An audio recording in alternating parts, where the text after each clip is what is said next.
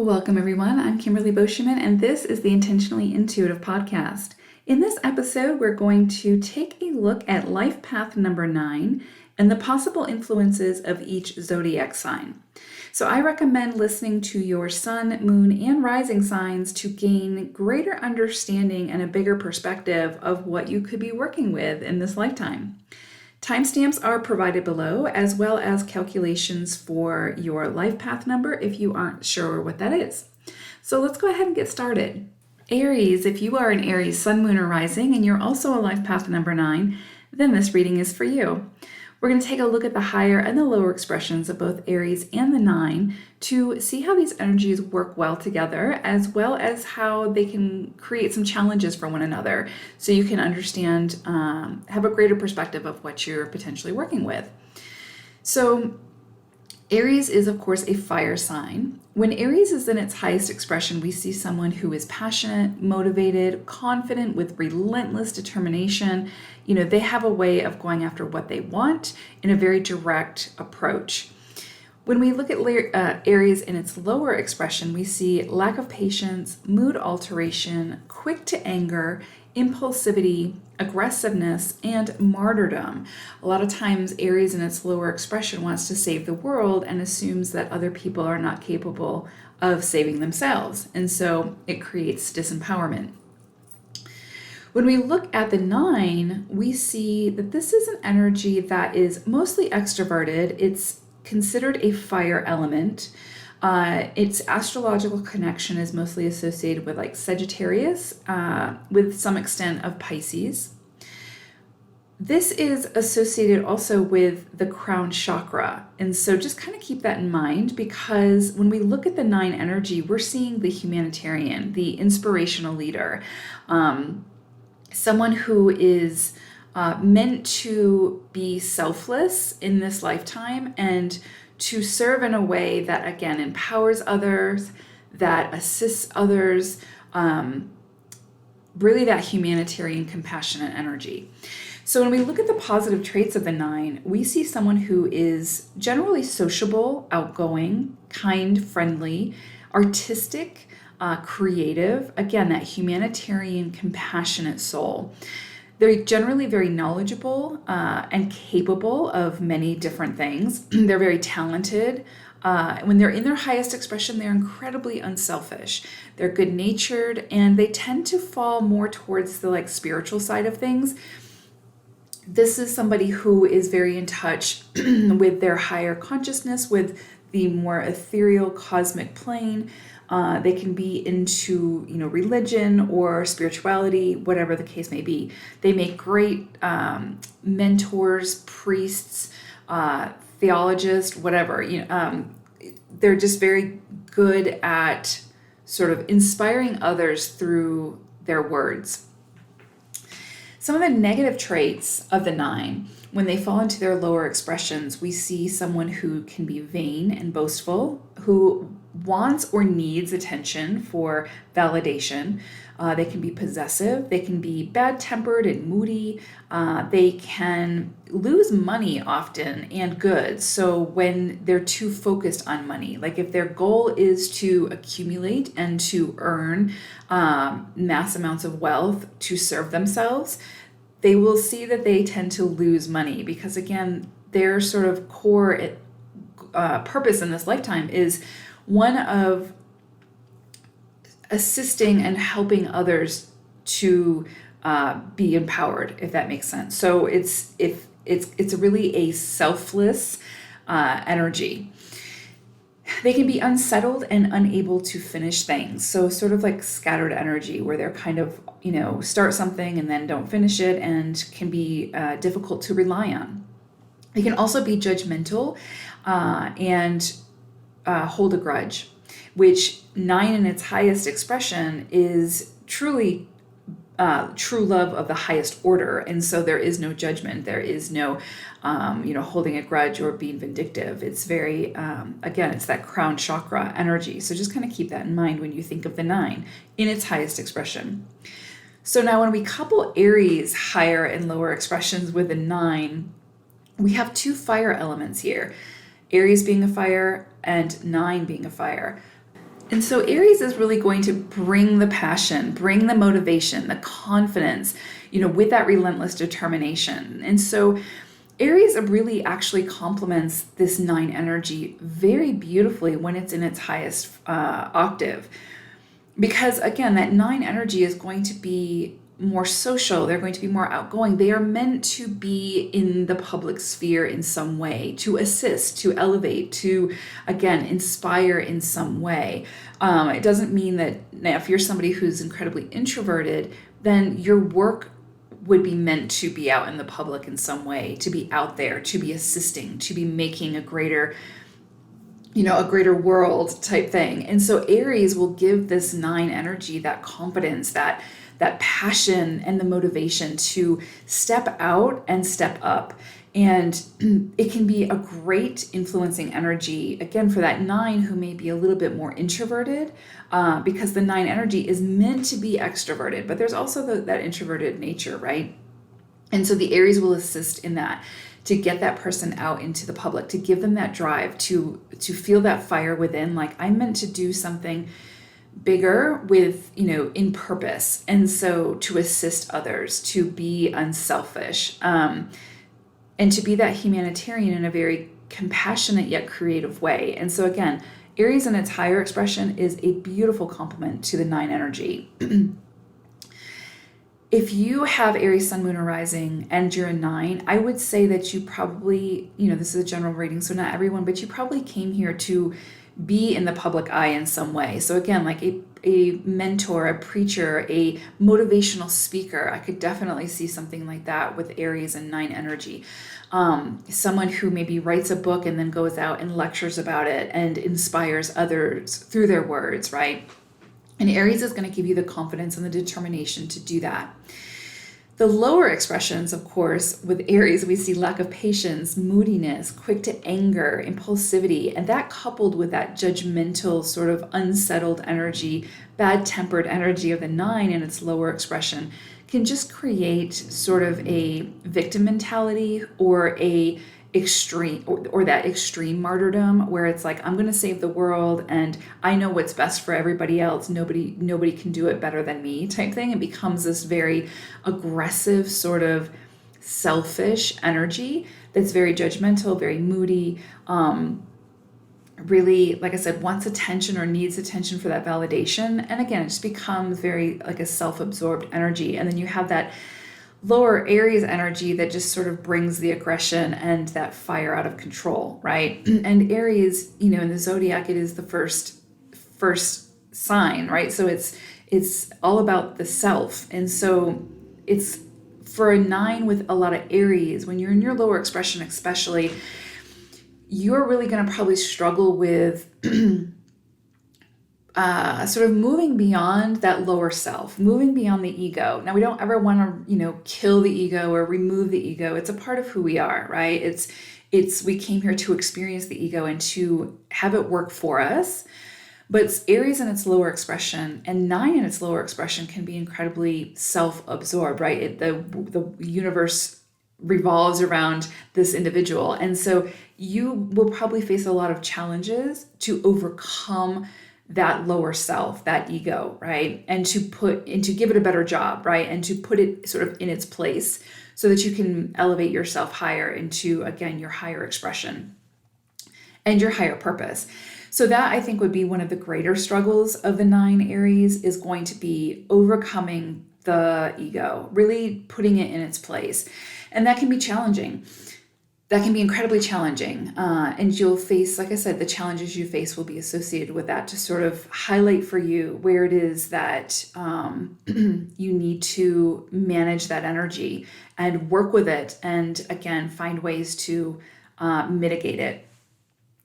So nothing wrong with lower expressions. Again, they are a part of who we are. They are meant to show us something and teach us something.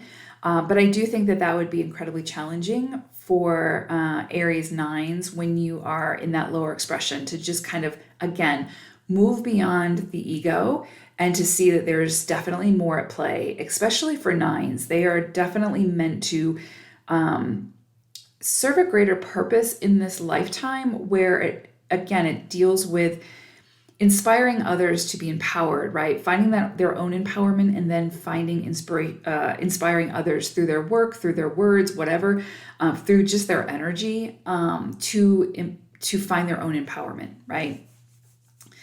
So I hope this was helpful in sort of highlighting for you the higher and the lower expressions, so you can kind of understand what you may be working with in this lifetime. Thank you so much for listening. Take care. Taurus, if you are a Taurus sun, moon, and rising, and you are also a life path number 9, then this reading is for you. So Taurus is an earth sign. When we see Taurus in its highest expression, we see the strong desire for social and corporate stability. Taurus likes to feel stable and secure. They also enjoy extravagance and the finer things in life, and they're willing to work to, obtain those. They like to be content and, again, feel secure. It's a very dependable energy. They're very dedicated in both life and love. When we look at the lower expressions of Taurus, we see someone who can be very stubborn, not willing to take risks or sort of leave their comfort zone. They can be very predictable and very rigid in their beliefs and their actions, so sort of very set in their ways. Now, when we look at the 9 energy is mostly extroverted. There's an introverted element to the 9, but there's a deeper layer there. But they're definitely more extroverted in their work, in what they're meant to do in this lifetime. The astrological connection is more associated with sort of like, or similar to Sagittarius and to some extent Pisces. 9 energy is also considered or not also, because Taurus is an earth element, but 9 energy is considered a fire element. They are the humanitarians and the inspirational leaders in this lifetime, and they are mostly associated with, or the 9 energy is mostly associated with the crown chakra. So I bring that up just to kind of keep that in mind as we move through the rest of the reading. The positive traits of the 9, we see someone who's sociable, outgoing, kind and friendly, artistic and creative, the compassionate humanitarian, someone who's knowledgeable, very capable, talented, unselfish, good-natured, and they tend to be more spiritual in nature. So they have some sort of faith, whether that's traditional religion or, again, more mystical, spiritual in nature. But they're definitely connected to their higher consciousness in some way when they're in their higher expression. Again, that's because of that crown chakra, and to gain the inspiration from sort of the ethereal to be able to sort of live in purpose in this lifetime. But that spiritual connection is very important to the 9, because when they're in their higher expression, there's little judgment. They don't hold a grudge. They're easy to forgive. They, again, will work towards finding ways to inspire and empower others, as opposed to being judgmental or disempowering others, right? Now, when we look at the negative traits of the 9, we see somebody who can be vain and boastful, who wants or needs attention for validation. They can become very possessive, bad-tempered, and moody. They can lose money and goods. It can kind of just flow through their hands, especially if what they do in life is, or what they sort of strive for is to gain money and material goods for selfish reasons. Because remember, 9 is that humanitarian energy, and they are meant to be of service in some way, to assist others to their own empowerment, right? They can also be unsettled and unable to finish things. So these are going to be the people who will start things and then they will give up on it and won't follow through, right? When they're in their lower expression. Think of a 9 when it's in its highest expression as true love of the highest order, right? So again, it's like the Mother Teresa's of the world. Now, I don't know if she was a 9, but it's sort of that energy where it's very selfless. It's not being a doormat, right? It's also setting healthy boundaries, but it's that life of sort of servitude in inspiring and assisting others to find their own voice and their own empowerment. Now, when we look at the highest expressions of Taurus, again, we see that strong desire for social and corporate stability. So this is going to be somebody who is going to strive to not only find their own stability, but to assist others in finding theirs, right? So this might be someone who, works to help other people find work or maintain work. A teacher, someone who's going to assist others as well as themselves in, again, finding ways to achieve that stability.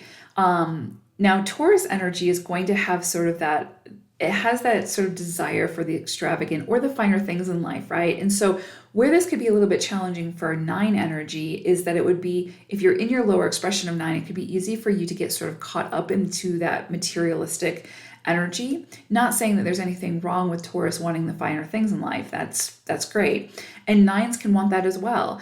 It's just that you just have to be careful that that doesn't take over, right? Like that doesn't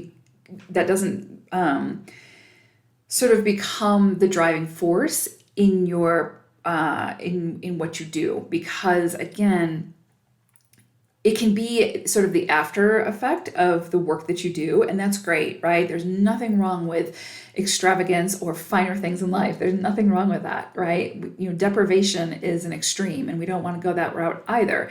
But for 9 Taurans, we just want to make sure, you just want to be careful that you don't fall heavily into materialistic things, because where it becomes an extreme, right? Where that becomes your purpose, because you will see that fall away. You will sort of see the universe be like, no, this isn't the focus in this lifetime. Not to say you can't have those enjoyments, but just be careful it doesn't take over your, it doesn't preoccupy your life.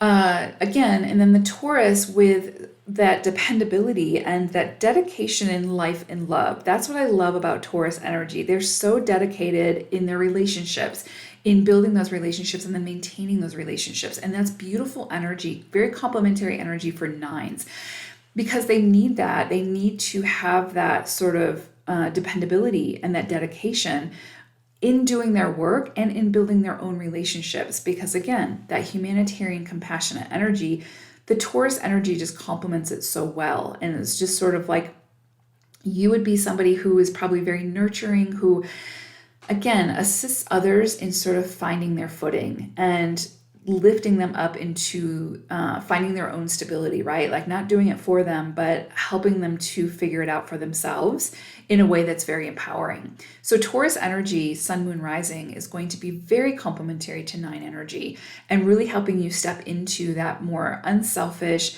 good-natured, really humanitarian energy. And it also brings that social aspect as well.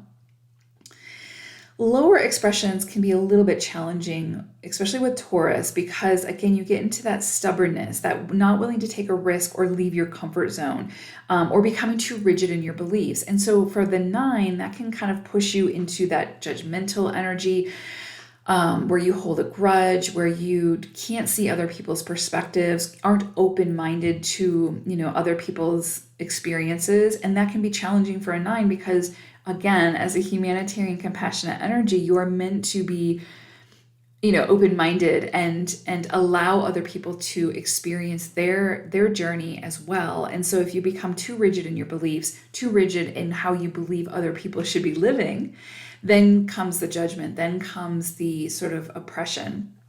And that can feel really, really uncomfortable for a 9. So if you're somebody who is very rigid, in your thinking and how you or your beliefs and your actions, and you're a 9, you're probably going to feel very uncomfortable, but you may not know why you feel so uncomfortable, right? It's because, again, that goes against everything that the 9 is meant to achieve in this lifetime.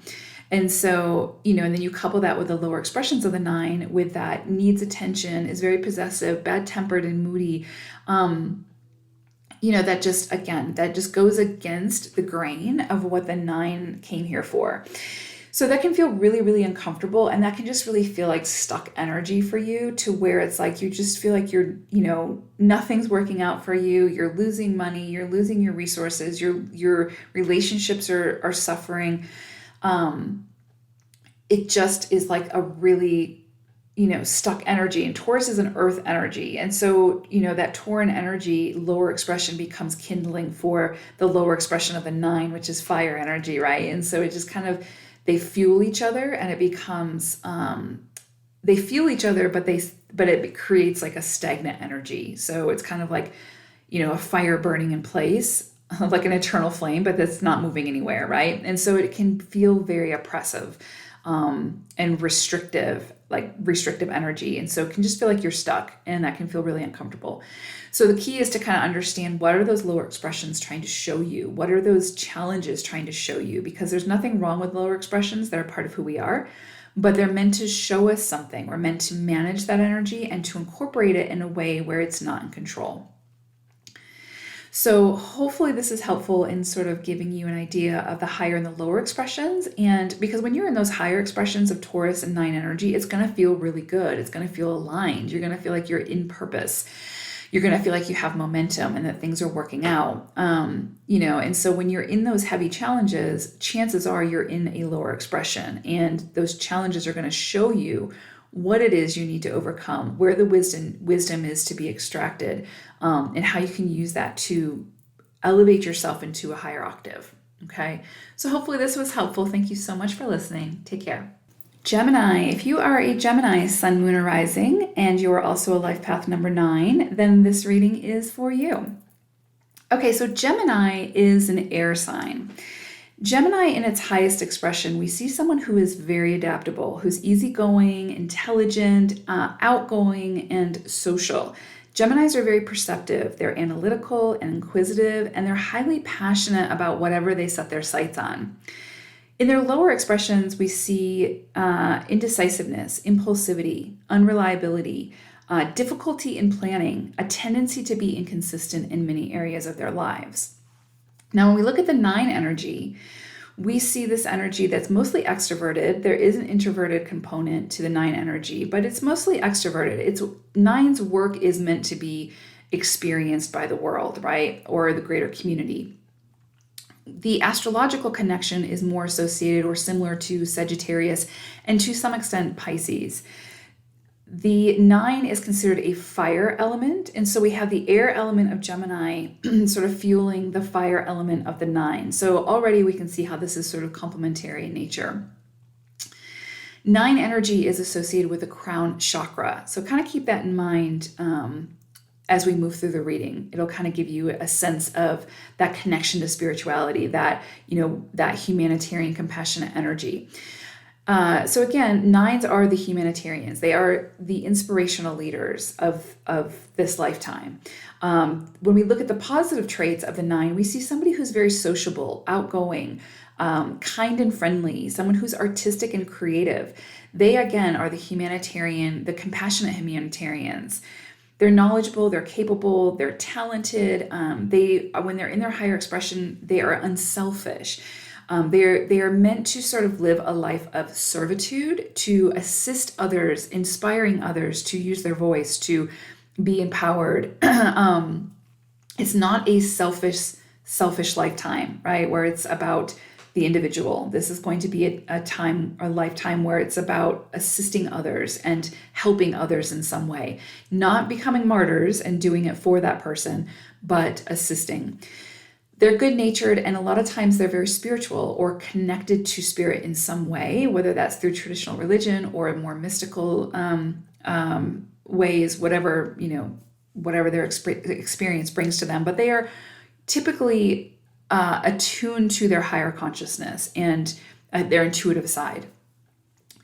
When we look at the negative traits of the 9, we see someone who's very vain, boastful, who wants or needs attention for validation, who is possessive, bad-tempered, and moody. They can lose money and goods very easily. So if their focus is to acquire, mass amounts of wealth or, lots of resources or whatever the case may be, for selfish reasons, they will see that money, those resources slip through their fingers. Because again, this is going to be a life of servitude, one that they are meant to, either reinvest that energy or circulate that energy in a way that it not only assists them, but assists others as well. Not to say that you can't have the finer things in life and enjoy them. Of course you can, because this isn't about deprivation either. It's not about either extreme. But it's definitely a lifetime where you will need to see how you can, again, assist others in some way to create a better world, so to speak, right? Through your actions, through your energy, and through your work. And so they can also be unsettled and unstable, so or unable to finish things, right? So it's like they start something and they can't follow through with it, or it creates a lot of sort of mistrust with people that they're working with, or colleagues, or whatever the case may be. And so they can become a little bit scattered within their energy. When we think of the 9 in its highest expression, it really is true love of the highest order. And so again, that crown chakra, the connection to source or their higher consciousness, to bring that energy down, to assist others, to inspire others, right? To find their own inspiration, and through that inspiration, their work in some way or their energy in some way inspires others or lifts others up to find their own way, right? So it's really, 9 energy is incredibly beautiful energy when it's in its highest expression. When it's in its lower expression, it really is more egotistical. It's more about self. It's very judgmental energy. It holds a grudge, and that goes against everything that the 9 actually came here for. 9 in its highest expression is not going to hold a grudge. It's going to be very easy to forgive, right? And not become a doormat, right? Healthy boundaries, but it's easy to forgive. It has a lot of grace for people, right? And for self. And so again, it's a very spiritual energy. Now, when we look at Gemini, the higher expressions of Gemini, again, we see someone who's very adaptable, easygoing, more social. And so this Gemini energy is, again, fuel for the 9 fire. It's going to help to create those networks, create those relationships, which are so important for 9 energy. 9s, again, are meant to be out in the community, out in, helping people, or, traveling and visiting people who are less fortunate, and finding ways to help lift them up and empower them, not do it for them, but to empower them or inspire them. I could definitely see, someone who's a Gemini, sun, moon, or rising, and also a 9, working in the community, having a very big presence in the community or the world at large, right? Like whether it's like you write a book and then you're a motivational speaker about that book, or you run a community center and you are like the one who inspires others, or you help people find work or maintain work, whatever the case may be. Maybe you're a teacher. Gemini are very inquisitive. They're like the lifelong learners, right? They want to understand and know things. And that can really assist the 9 in finding its purpose and understanding like what, how it can build these networks, how it can build these communities, and have a very big presence within those communities. And so definitely, if your soul came here as a Gemini, sun, moon, or rising, I think, and a 9, I would see you having an impact in a big way within your community or your extended family, or, the world at large, who knows? But it's very powerful, beautiful energy. And that Gemini energy allows you to sort of have the innate ability to, again, build and maintain relationships, to network, to have those experiences. So it's really complementary, beautiful energy.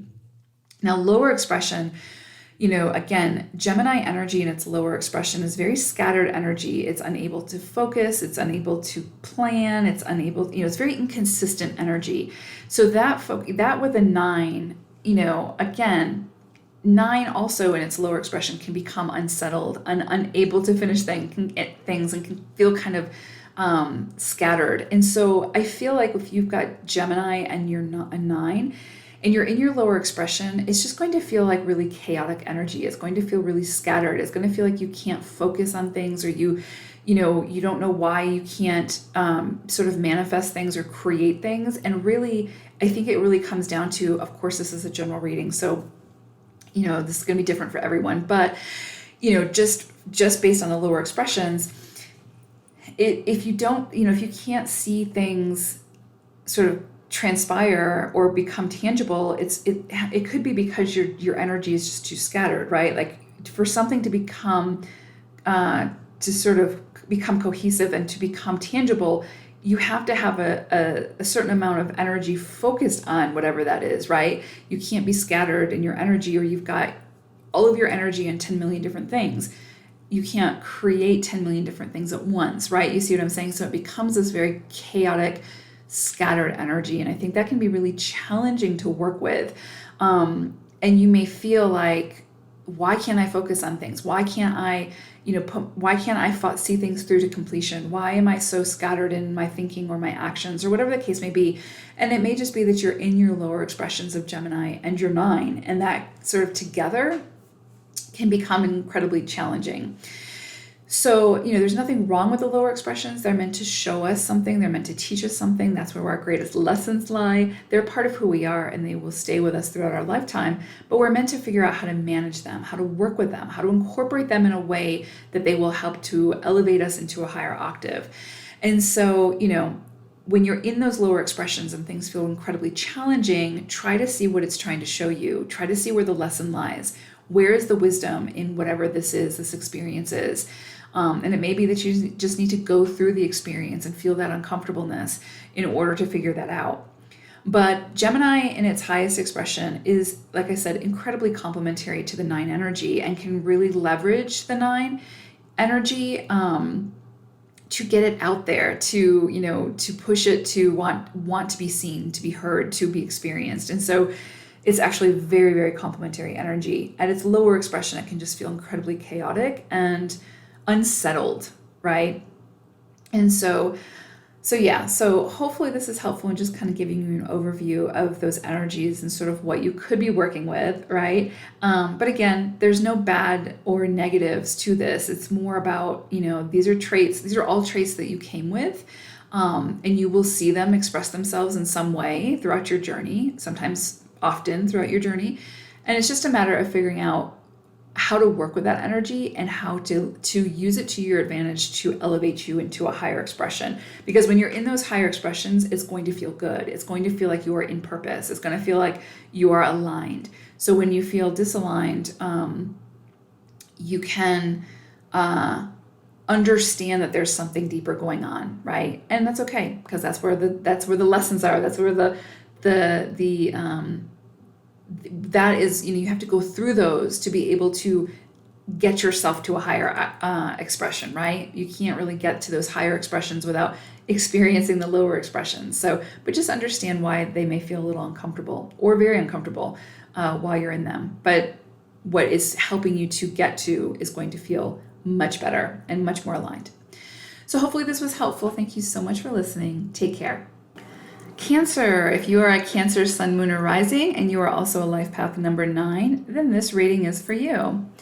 So when we look at Cancer in its highest expression, and Cancer is a water sign, of course, so keep that in mind. When we see Cancer in its highest expression, we see someone who's very nurturing, who's sensitive, compassionate, who likes security, who likes, feels most comfortable sort of at home with family or loved ones, people that they feel comfortable with. They often seek deep, intimate connections, and that's what they're drawn to. They're very loyal and protective, and they're also very intuitive and psychic. Cancer in its lower expression, we see someone who is very withdrawn, who's overly emotional, who can be moody, overly sentimental, and sort of stuck in the past, who can be vindictive, who's lacking emotional maturity, right? And so when we look at the energies of the 9, we see this energy that's mostly extroverted. It's, 9's work is meant to be out in the public, out, to be seen, to be experienced, to be felt. 9 energy is the humanitarian. They are the inspirational leaders in this lifetime. And so again, they're meant to be, or at least their work is meant to be in the public in some way. When we look at the astrological connection, we see a lot of similarities between the 9 and Sagittarius, as well as Pisces. So, water and fire energy. 9 is considered a fire element. So you've got that fire energy. Now, when we look at the positive traits of the 9, we see someone who, again, is sociable, outgoing, kind, friendly, artistic, creative. We see the compassionate humanitarian. 9s are often very knowledgeable. They're very capable and talented. They are, when they're in their highest expression, they are incredibly unselfish. 9 energy is basically a lifetime of servitude, right? It's someone who came here to assist others in some way, to be of service in some way. Again, that compassionate humanitarian. So it's a very unselfish energy when it's in its highest expression. They're generally good-natured, and they tend to be very spiritual or spiritually connected, whether that's through traditional religion or something more mystical, but they tend to be very connected to their higher consciousness.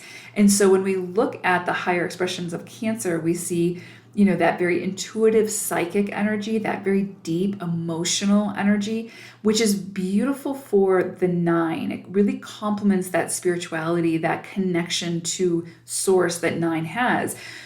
9 energy is very similar to the crown chakra. And so again, it's considered to be in a lot of ways sort of closest to God, so to speak. It's one of the highest numbers, right? And so, but it's also a number of completion. It's a number of sort of finishing up the journey type thing. And so again, it's that crown chakra. But it's very, again, spiritual, intuitive, psychic. And so if you're Cancer, Sun, Moon, or Rising, and you're also a 9, I would expect that you are probably somebody who is, a priest, a motivational speaker, a healer.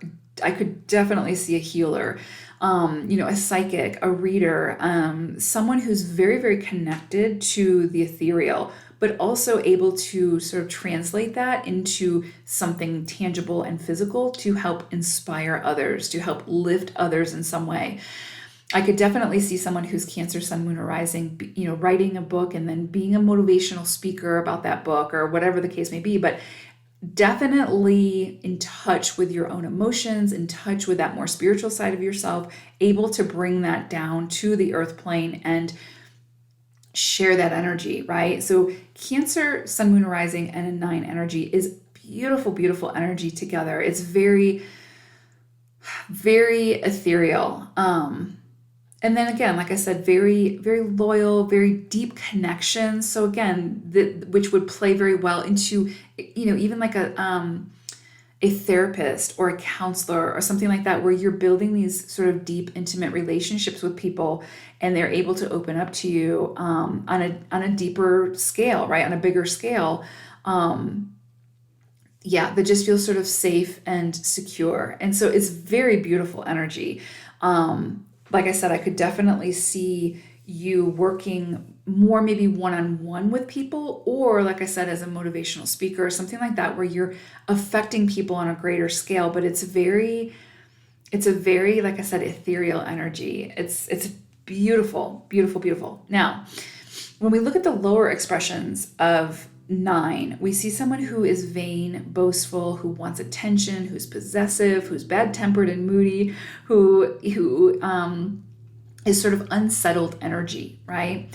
And so Cancer, lower energy, lower expression, again, withdrawn, overly emotional, moody, overly sentimental. We can just see how this would sort of transpire into an energy that just is sort of stuck within your emotions, or let's say the emotions are in control of you, as opposed to you having a mature or emotional maturity, right? Where you are in control of your emotions and you're able to feel and express them in a healthy way.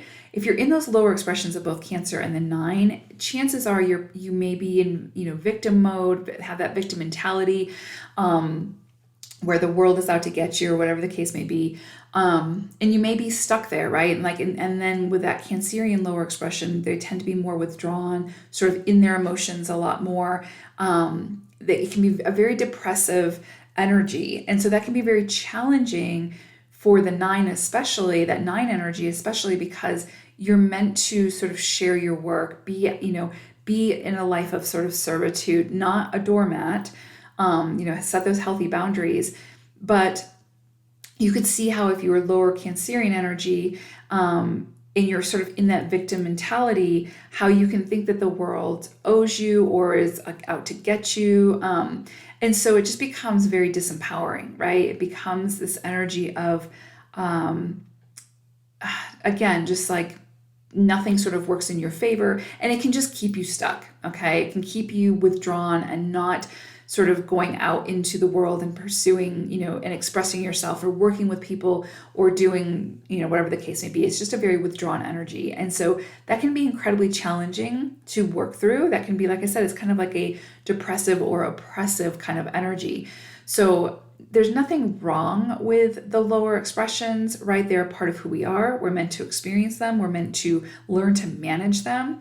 Because again, Cancerian energy in its lower expression can also be vindictive. And then lower expression of 9 can be very judgmental and possessive and sort of bad-tempered, right? And so again, it's going to feel like this very uncomfortable energy because it goes against completely what the Cancerian energy and the 9 energy sort of stand for, and the purpose of what the 9 came here for in this lifetime, which is to be, again, out into the community, to be that humanitarian, to be that compassionate humanitarian who easily forgives, who is full of grace. You see what I'm saying? And so the lower expressions can just feel like very stuck, oppressive energy.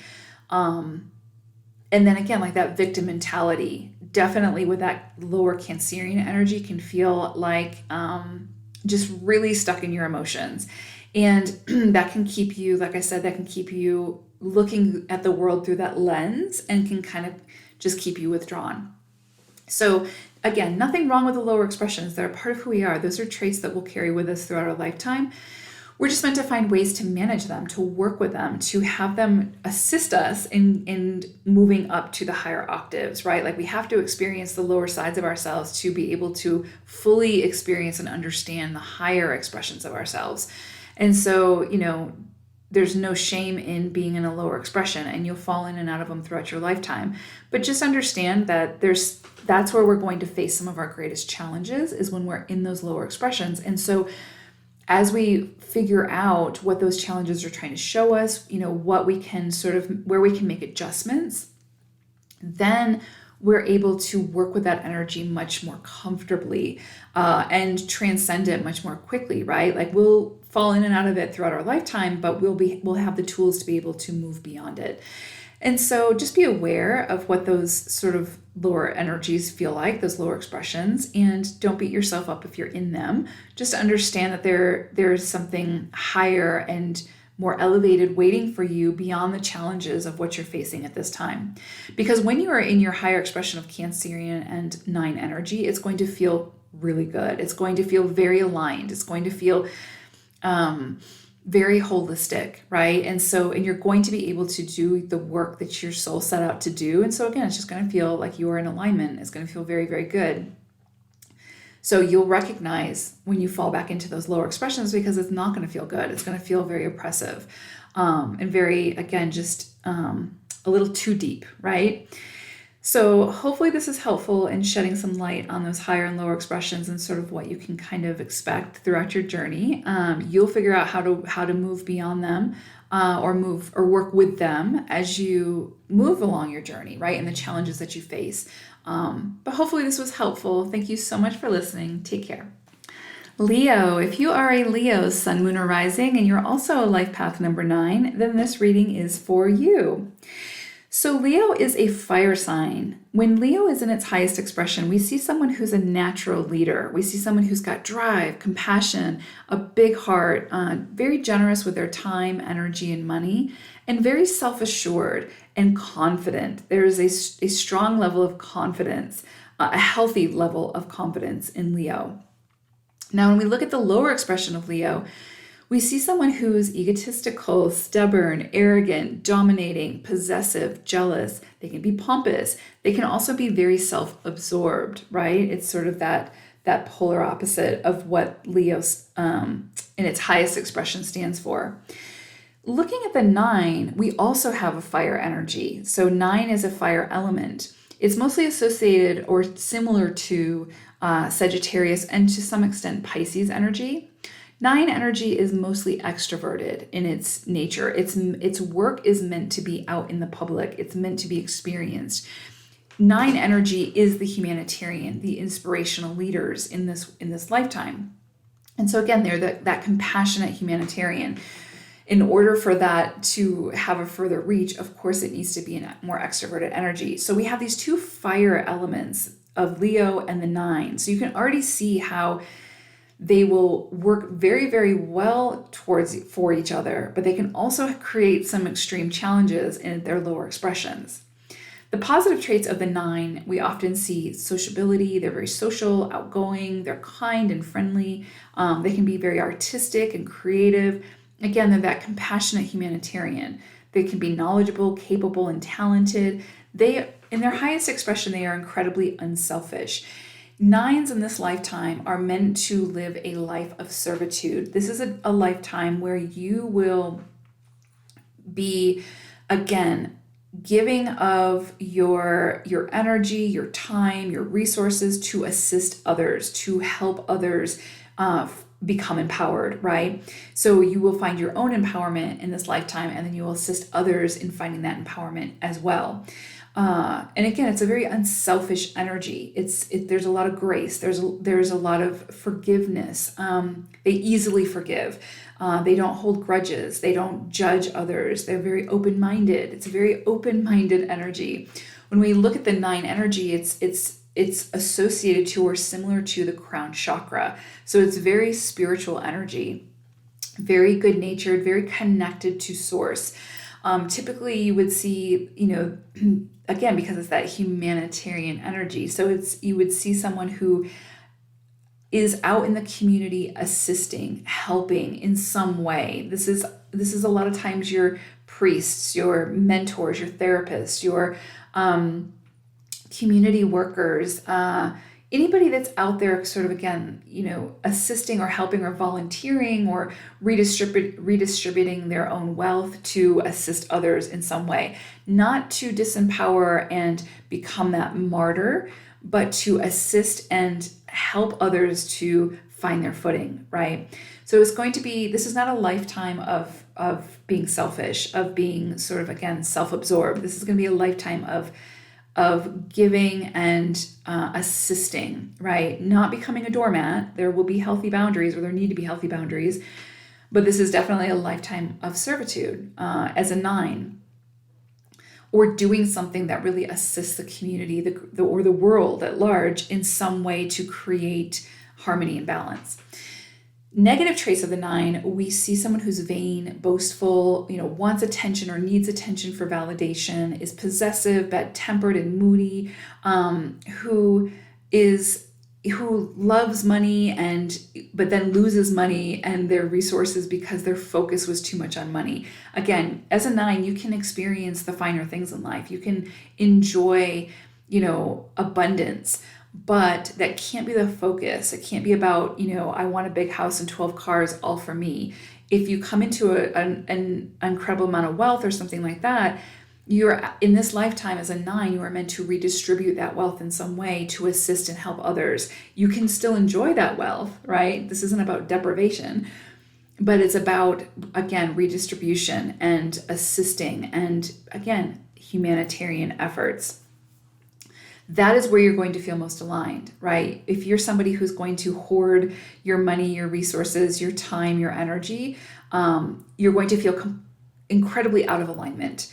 It might work for a little while, but you're going to start to see those things fall away, or your challenges are going to come in greatly around that. Because again, this is a life where you are meant to, your work is meant to be out there and to assist, right?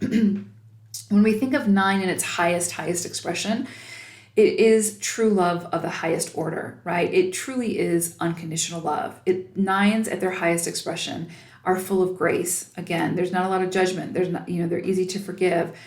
There's not a lot of bitterness and those sort of things.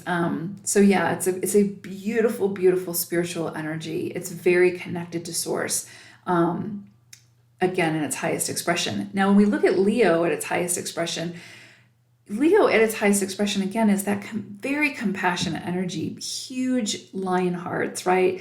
Very generous with their time, energy, and money.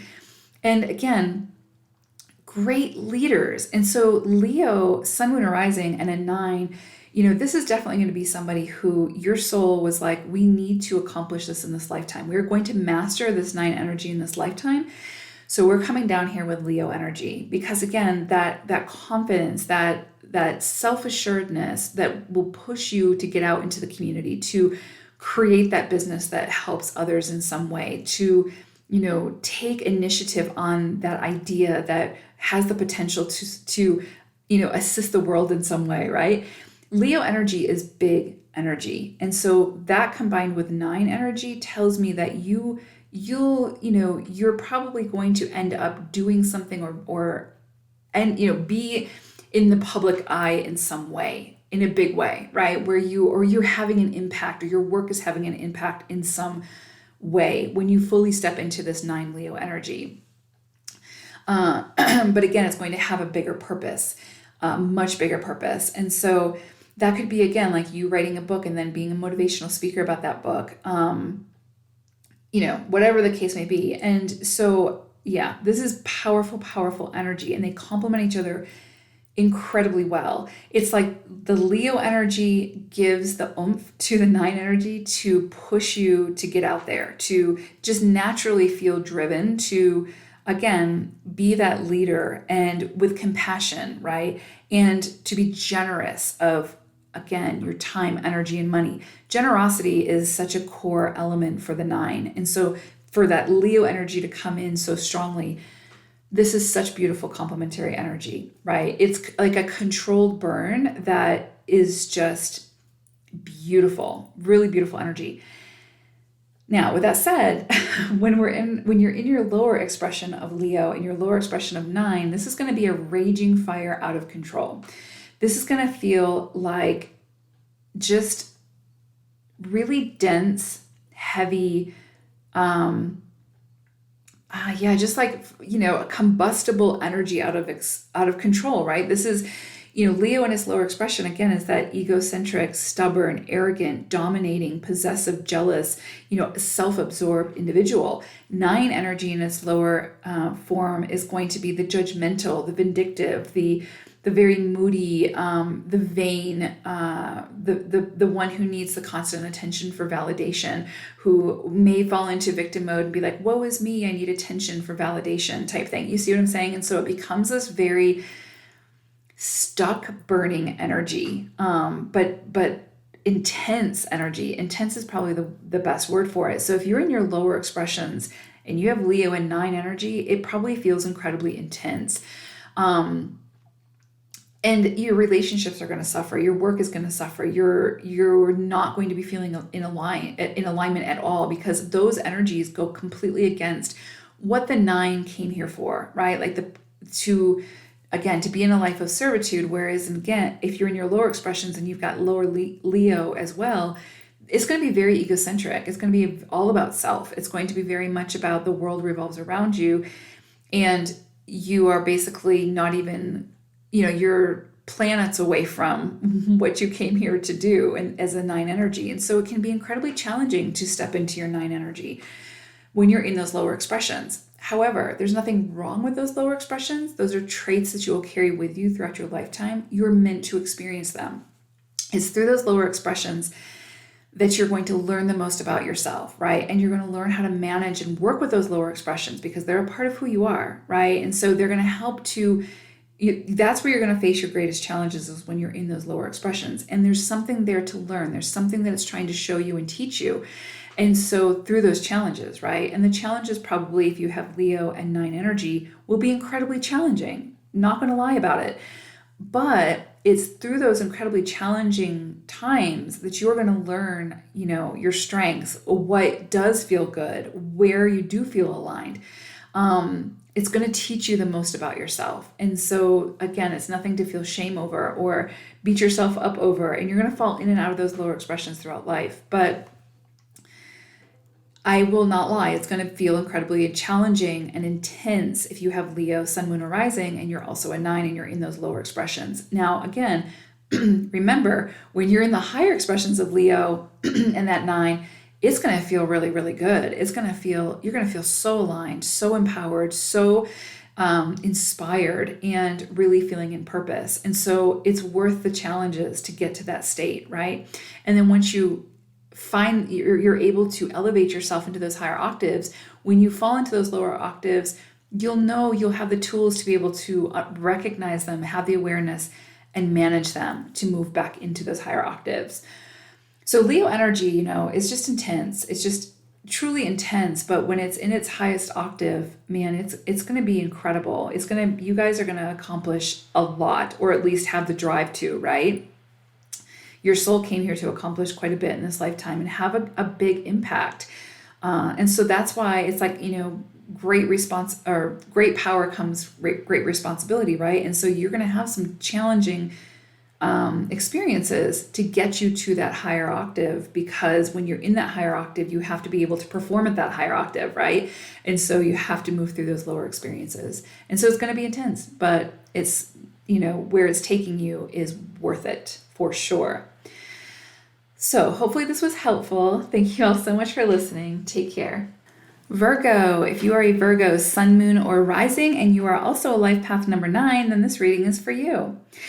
So Virgo is an earth sign. When we see Virgo in its highest expression, we see somebody who's humble, who's practical, industrious. They're kind and empathetic. They can also be very methodical, and they're quick thinkers. They're the ones, their brain just moves really quick. It's a fast-moving energy, and they're very methodical, but they move quickly. They're hardworking, they're responsible, and they have such big hearts. They're very generous people. Any Virgo that I know, it just has incredibly big hearts and very giving. Their lower expression, when we see someone in their lower expression of Virgo, they're often overly critical of their self and of others. They can be the perfectionist. They can be overly systematic and rigid in their thinking and actions. They can be pessimistic, stubborn, and overly meticulous. Now, when we look at the 9 energy, we see this energy that's mostly extroverted. It's a fire element. It is closely associated to the traits of Sagittarius and somewhat of Pisces as well. 9 energy, these people are the humanitarians, the inspirational leaders of the world. These are the ones who came here with that purpose. The energy is closely associated to the crown chakra. So this is a very spiritual energy. 9s are going to be, when they're in their higher expression, incredibly in tune to their intuition, to their higher consciousness, to the more mystical side of things, to a higher power, something like that. Again, it's a very spiritual energy. Now, the positive traits of the 9, we see someone who's sociable, outgoing, very kind and friendly, very artistic and creative. Again, these are the compassionate humanitarians. They are knowledgeable, very capable, incredibly talented, and it's a very unselfish energy.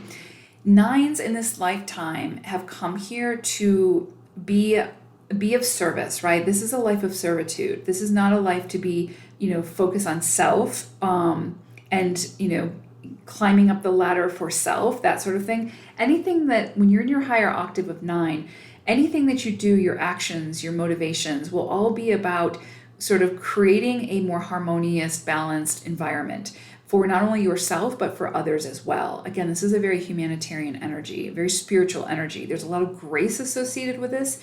9s, when they're in their higher expression, are very capable of forgiveness, of, not holding a grudge, of being very open-minded.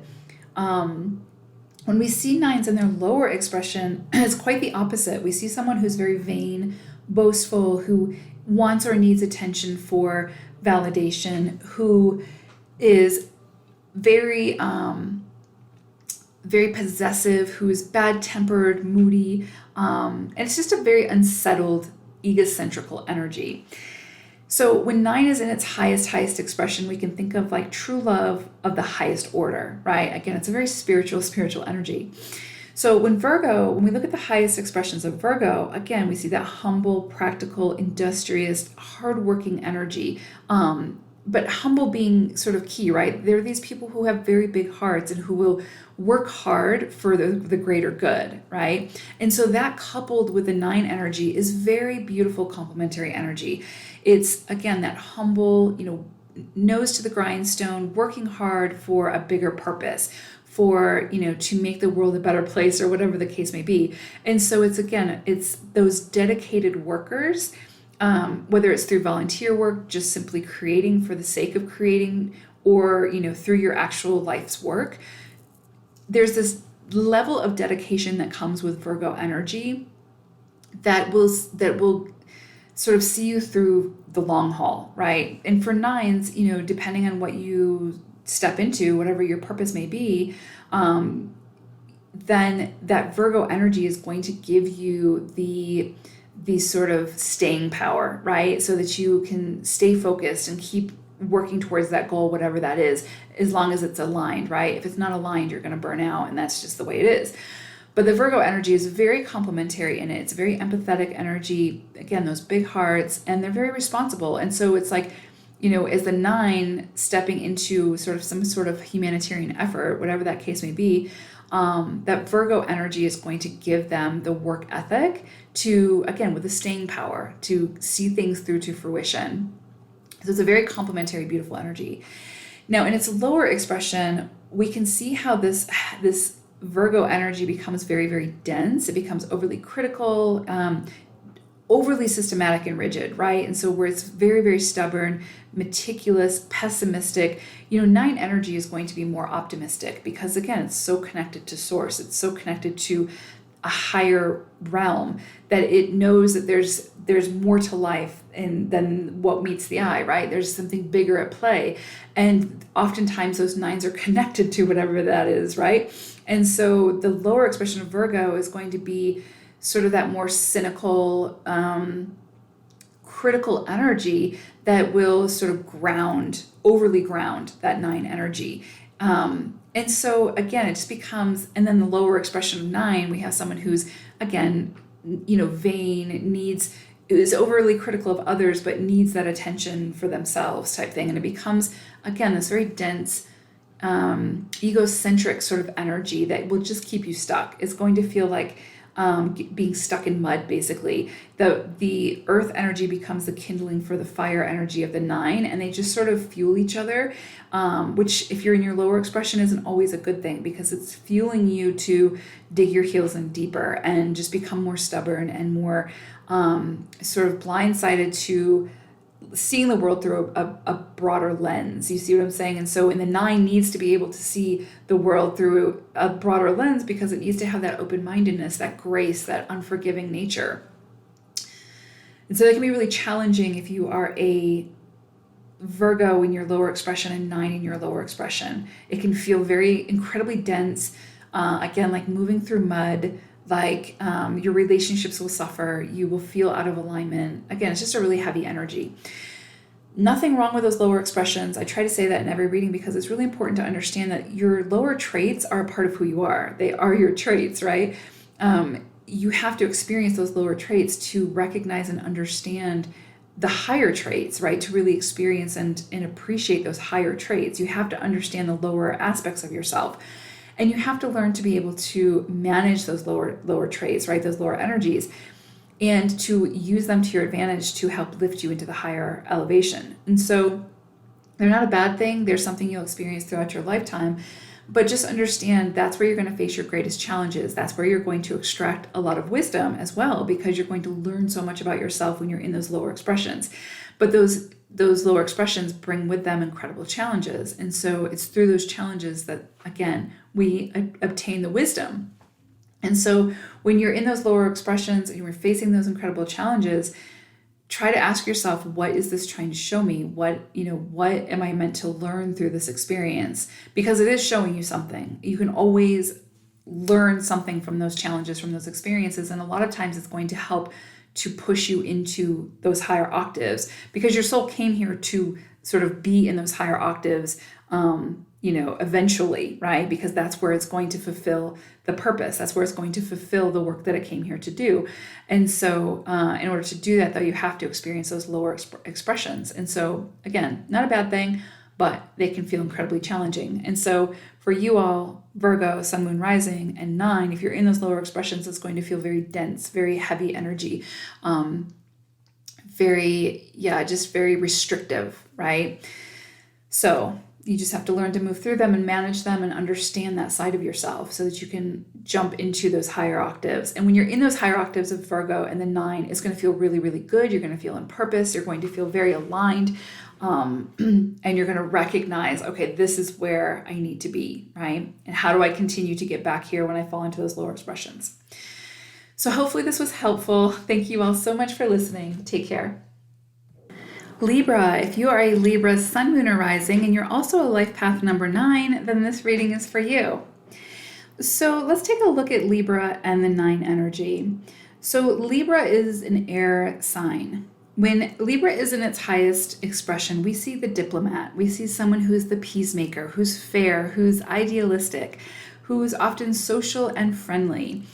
Librans are intelligent. They like to find solutions to problems, and they often are able to do so with ease. They can be very forgiving, they're very trustworthy, and they're very tactful. They can get their message across in a way where it lands harmoniously as opposed to getting people defensive. When we look at Libra in its lower expression, we see someone who's moody is kind of the polar opposite. We see someone who's moody, dishonest, indecisive, needy, egotistical, self-indulgent, who's untrustworthy and can be detached emotionally. And also they can be vain and selfish. So when we look at the energies of the 9, we see an energy that's mostly extroverted. This is a fire element.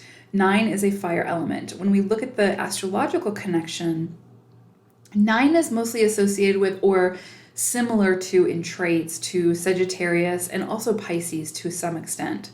9s in this lifetime, they came here to be the humanitarians, the inspirational leaders, okay? This energy is a very spiritual energy. It's mostly associated with like the crown chakra, okay? These are the people who are going to be, when they're in their higher expression, they're going to be very in tune to their intuition, their higher consciousness, a bigger power, right? Or a greater power. Again, it's a very spiritual energy. And they're meant to be that extroverted energy to get their work out into the public, to assist the public in some way, this is a life of servitude. If you came to this world as a 9, this is going to be a life of servitude. And when you fall away from that life of servitude, when you start to become more selfish, then you're going to see greater challenges arise. So we'll talk about that, but just understand that this is a very, again, compassionate, humanitarian, spiritual energy. The positive traits of the 9, we see, again, someone very similar to Libra. We see someone who's very social, outgoing, kind and friendly, who's artistic and creative. Again, these are the compassionate humanitarians. They're knowledgeable, capable, very talented. Again, this is an unselfish energy in its highest expression. This is going to be a lifetime again where not only you are in servitude or will be taking, your work will be in servitude in some way.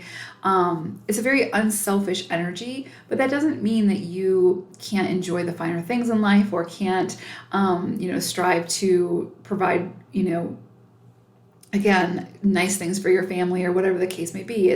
It's not that we're looking at deprivation here, right? That's another extreme. You just would need to find your happy medium in between, and your motivation would need to be more around how can my actions, how can my work, how can it help the greater good, right? How can it create an environment that is harmonious and balanced? And so it's a very unselfish energy when it's in its highest expression, and that will come very, very naturally. These people are very good-natured, and again, it's very spiritual in nature. The negative aspects of the 9, we see someone who's vain, who's boastful, who wants attention or validation, or needs that attention and validation, who's very possessive, who's bad-tempered and moody. This can be a very unsettled energy in the lower expression. So again, when we think of 9 in its highest expression, it is true love of the highest order, right? It is unconditional love. They're very open-minded, non-judgmental, easy to forgive, full of grace, right? Lower expression, we see someone who's very judgmental, who is very closed-minded or rigid in their actions or their beliefs. Again, it becomes very more egocentric. Now, Libra in its highest expression is such a beautiful, beautiful complementary energy to the 9. it is, if you came here as a Libra sun, moon, or rising, and you're also a 9, you are going to have no problems when you're in your higher expression, building relationships, working with people, collaborating with people, working for a greater good with other people of like-mindedness, right? Like people who are going to help you to achieve whatever it is your soul came here to achieve in this lifetime. And Libra, people just gravitate towards Librans when they're in their higher expression because they're so easy to work with, to get along with, to communicate with and collaborate with. Again, they're the diplomat, they're the peacemaker, right? They're the people you want on your side because they're not creating the conflict, they're easing the conflict, right? They're creating the harmony. And that is such a big part of 9's energy, is to find and create harmony, to help empower people, right? To find their own empowerment and then empower others. And so again, if you came here as a Libra sun, moon, or rising, I would anticipate that you probably will be doing something in the public, or collaborating with other people, or working with large groups of people, or maybe you're in politics or something like that, but you would bring that sort of humanitarian energy to whatever it is that you do, right? And then you've got that beautiful relationship energy of Libra that just is like sort of the icing on the cake. Like I said, it's just very complementary energy. It is air energy, and you've got the fire energy of the 9. And so that air energy gives life to the 9, right? When it has to do with the public and working with others and relationships and understanding relationships. This would be a great energy for like a therapist, or, whatever, or healer or something like that, but someone where you're working with larger groups of people or in mass, right? So I could definitely see, if your soul came here as Libra and 9 energy, it's like, you want to master this 9 energy in this lifetime, that humanitarian energy. And you've got the people skills and what you need to be able to do that when you're in your higher expressions. Lower expressions, and remember, the negative traits are something that we carry with us throughout our lifetime. They're a part of who we are. They're not bad.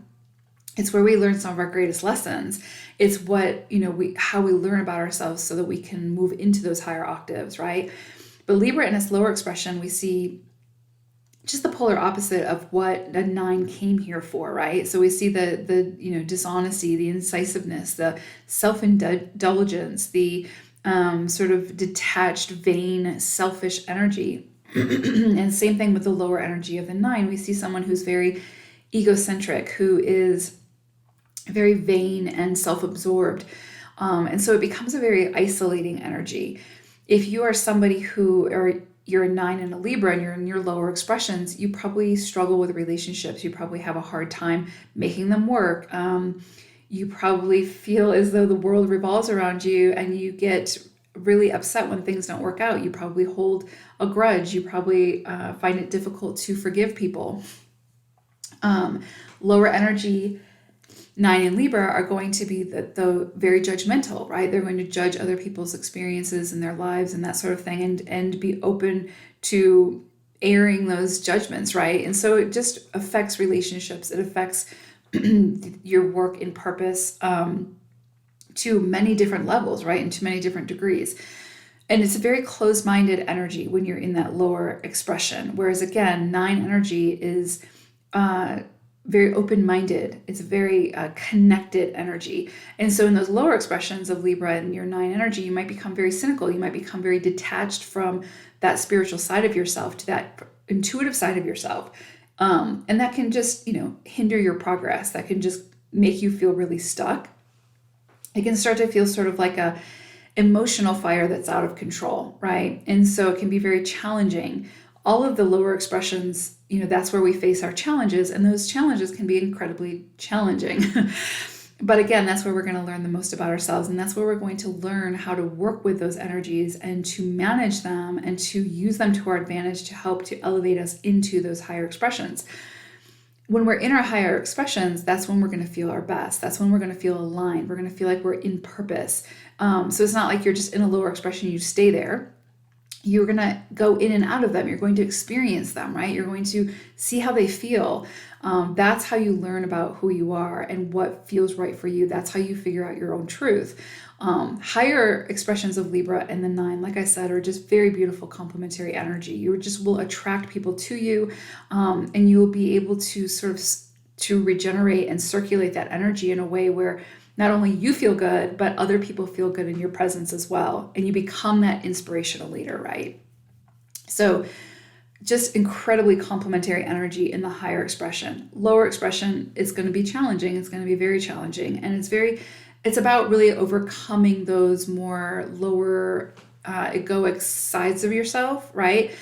Not killing the ego or getting rid of it, but learning to work with it, to give it a better job, to take the control back from the ego, right? And so where, again, it's not a self-centered lifestyle, it's one where you want what's best for you and your family, but you're also thinking about the greater good, right? The benefit of all type thing.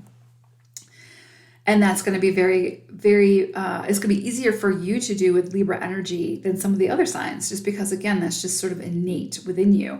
But when you're in those lower expressions, it's going to feel incredibly uncomfortable and out of alignment. But it's just showing you it's just showing you where the wisdom lies, where you're going to learn those aspects of yourself so that, again, you can move into a higher elevation. So not a bad thing, but yeah, overall, beautiful, beautiful complementary energy to work with for sure. Lower expressions, challenging, but they all are. But that's where we learn our lessons. That's how we grow. So that's how we move into those higher octaves and then figure out how to stay there for the most part, right? So beautiful energy. I hope this was helpful. Thank you so much for listening. Scorpio, if you are a Scorpio sun, moon, or rising, and you're also a life path number 9, then this reading is for you. So Scorpio is, of course, a water sign. Scorpio in its highest expression, we see somebody who's incredibly ambitious, who's determined, who's very brave, very loyal, honest, protective. It's a very intuitive, psychic energy. These are the independent thinkers. They're not going to be easily swayed by external forces, right? They're going to be open-minded and be able to think on their own and then take action from that. They're very assertive. They are emotionally, they have an emotional depthness to them, even if they don't show it, right? They can have on their poker face, but there's a lot going on under the surface. They're deeply sensitive and passionate, and they're kind of more private, right? They're an assertive energy, but they can be more private and not easily share or openly share a lot about themselves right off the gate. The lower expressions of Scorpio, we see someone who's stubborn, manipulative, intolerant, jealous, resentful, aggressive, vengeful, possessive. They can have a lack of trust in themselves and in others. They can lack vulnerability. They can be moody and hypersensitive. Now, when we look at the energies of the 9, we see it's a mostly extroverted sign, or at least the work that it does is meant to be extroverted. It's meant to be out in the public, to be seen and experienced by the masses. It's a fire element, and when we look at the astrological connection, we see that it's very similar in traits to Sagittarius as well as Pisces. 9 energy is the humanitarian or the inspirational leaders of this lifetime.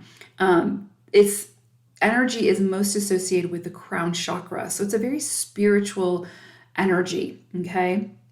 Usually these people are when they're in their higher expression, they're often very connected to the ethereal, to the mystical, to the spiritual side of things. They are very in tune with their intuition, their sort of psychic nature, and their higher consciousness, right? And so when we look at the positive traits of the 9, we see someone who's sociable, outgoing, who's kind and friendly, the compassionate humanitarian, right? These people are artistic and creative. They're often very knowledgeable. They do their research. They're capable and talented. This is a very unselfish energy in its highest expression. In this lifetime, if you signed up to be a 9, it's a life of servitude. It's one where you are, you can strive to have the nicer things in life for yourself, but there needs to be a sort of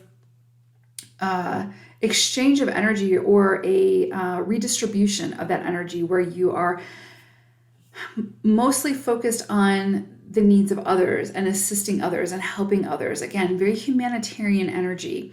It's not about being selfish in this lifetime.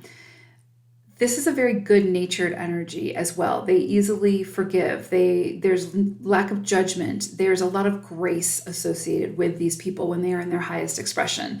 You see a lot of like priests or like therapists, psychologists, motivational speakers, whatever, someone who is a spiritual advisor or something like that. You see a lot of that with the 9 energy.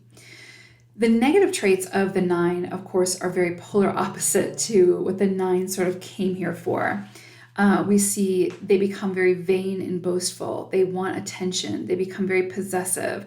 They can be bad-tempered and moody. It's a very unsettled, sort of selfish energy when they're in their lower expression. In its highest expression for a 9, we see true love in the highest order, right? Again, it's unconditional love. It is full of grace. And again, it's just very, very beautiful energy.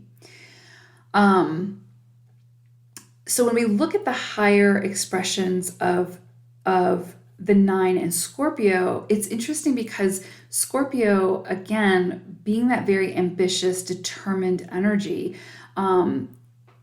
really kind of puts the oomph in the 9 to get them out there, right? There's already this like going to be this pull for the 9 to share their work, to assist others, to make the world a better place, so to speak.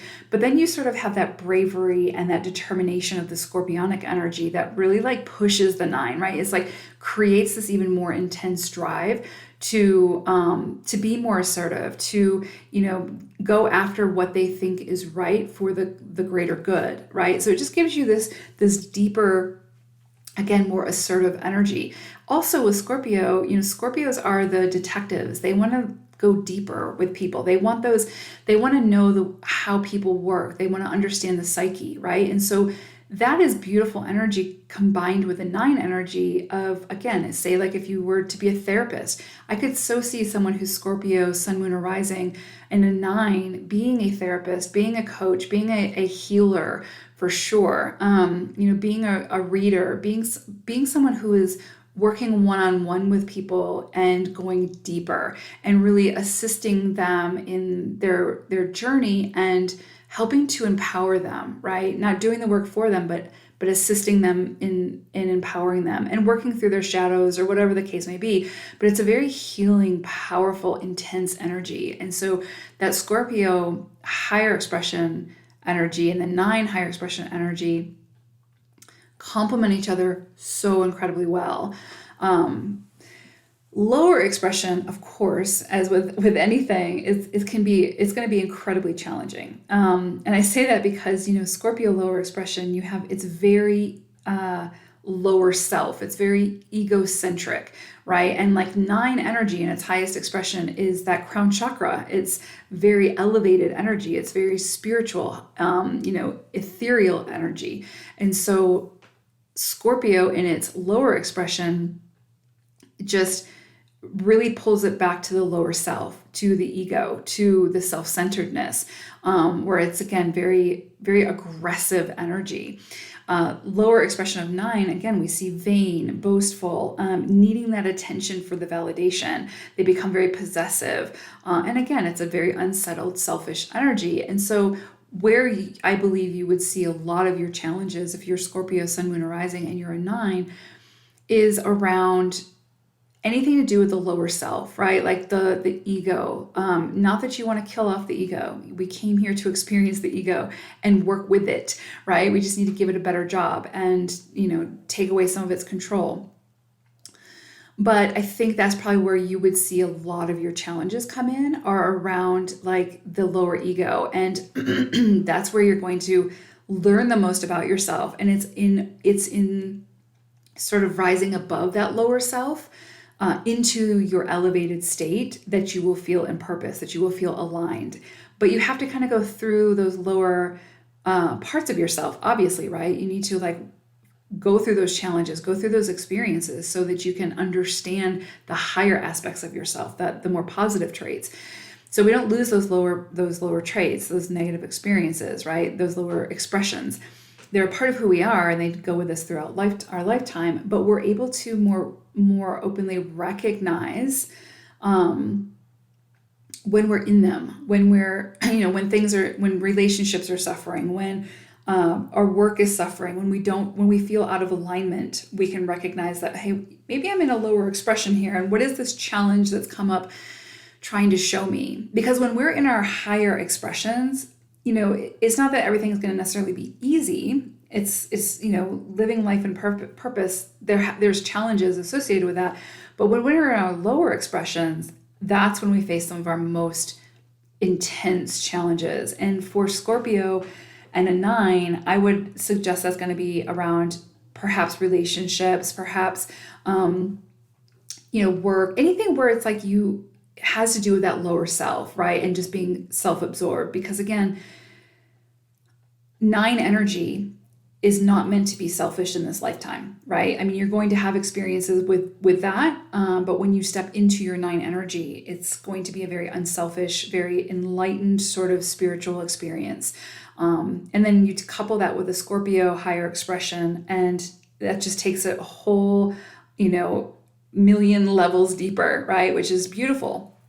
And then that intuitive psychic energy of Scorpio as well just enhances your connection to source and to that unconditional love. So it's really, really beautiful. Very incredibly challenging though in your lower expressions. But that you'll probably face a lot of your challenges early on in life to like midlife type thing, and probably fully step into that 9 energy more later in life, because working through the lower expression of ourselves can take time. Working through the ego and sort of finding a better job for it to do can take time, and that's okay. So, but hopefully this is helpful in just kind of giving you an overview of sort of what those energies are and what it could mean for you in working through them. So getting to those higher expressions. So I hope that was helpful. Thank you so much for listening. Take care. Sagittarius, if you are a Sag sun, moon, or rising, and you're also a life path number 9, then this reading is for you. So Sagittarius, you're going to see a lot of similarities between Sagittarius and the 9 energy, and I'll explain that in just a moment. But this is very, very complementary energy. So Sagittarius is a fire sign. In its highest expression, we see the freedom lovers, very optimistic, honest, intelligent, great sense of humor, very fair-minded, spontaneous and fun energy. Sagittarius are very adaptable to change. They're enthusiastic and optimistic. They are generous and playful. It's a very dedicated childlike energy, right? And so where they get the job done, but they bring the fun to the experience. It can be a very beautiful, playful energy. The lower expression of Sag, we see impatience. They can be blunt without a filter. So they'll tell you how it is, no matter how undiplomatic it may be, which sometimes is nice, but sometimes, you have to be able to read a room to know how to deliver the message so that people don't become defensive and the information actually lands with them and they're able to integrate it, right? So it can be a hindrance. Sometimes Sag in its lower expression will promise more than they can deliver, which can create stress and anxiety for everyone involved, right? They become very inconsistent and bore easily. They might start something and then not finish it or follow through with it. They can be emotionally distant and have sort of reckless behavior when they're in their lower expression. Now, 9 energy is also, it's a mostly extroverted energy. When we look at the astrological connection, it's also a fire element, and it's very much associated with or similar to in traits to Sagittarius and a little bit of Pisces as well, but mostly Sag. So you're going to see a lot of similarities between the higher and the lower expressions. 9 energy is the humanitarian, the inspirational leader. You're going to see sort of a correlation between 9 energy and the crown chakra. It's a very spiritual energy. Those who chose to be 9s in this lifetime really want to step into sort of a more enlightened experience where, they lose the judgment. They have more grace. They don't hold grudges. It's a life of servitude where they're going to be in service to others to help to empower not only themselves but empower others as well, and to help them find their footing. It's a very unselfish energy. And so again, when we look at the positive traits, we see somebody who's very sociable, who's outgoing, kind and friendly. Again, very much like Sagittarius. They're artistic, they're creative. They, again, are the compassionate humanitarians. They're knowledgeable and capable. They're talented. And again, this is a very unselfish energy in this lifetime when they're in their highest expression. Anything done out of selfish motivation will have consequences or will be faced with incredible challenges, because again, as a 9 energy, that's not what you came for here in this lifetime, to be selfish or to acquire mass wealth for yourself or whatever the case may be. Not saying you can't have those things, but saying if you were to acquire wealth or whatever the case may be, or abundance, which you are totally entitled to, you would just need to find ways to redistribute that wealth, that abundance, to assist others, right? It becomes much more about the collective, which you are a part of, as opposed to self, right? Let's see. Okay, so when we look at the negative traits of the 9, we see they become vain and boastful. They need attention for validation, right? They become very possessive and bad-tempered and moody. Again, they have a tendency to lose money and goods, and that's usually when they become overly focused on money or acquiring money for selfish reasons, right? Again, in this lifetime, it's more about the collective for you all. It's more about how you can contribute to, how you can assist, how you can help to empower others, right? Through your own empowerment, and how you can inspire others through your own inspirations. So those who seem to have like money running through their fingers, right? Like you get money and then you lose it, or you're constantly struggling with money, or whatever the case may be, you really need to look at what are your viewpoints on money, and what is your motivation for money and abundance, right? Because again, in this lifetime as a 9, you really signed up to find ways to redistribute that wealth, to assist the collective in some way. And again, this 9 energy in its lower expression can be very unsettled energy. It can start things and not finish them. It can be incredibly unorganized and lose focus. And so very similar to Sag energy. And so when we think of the 9 in its highest expression, it is true love of the highest order. So again, it's unconditional love. We can just, again, that crown chakra, it's going to be very connected to source, very connected to its higher consciousness, to its intuition. It's a very, very spiritual energy. So, which is again, unselfish. When we look at the negative traits, again, I want to mention that they can be very judgmental. They can be very, hold a grudge, be bitter, that sort of thing, which goes against that energy of the 9.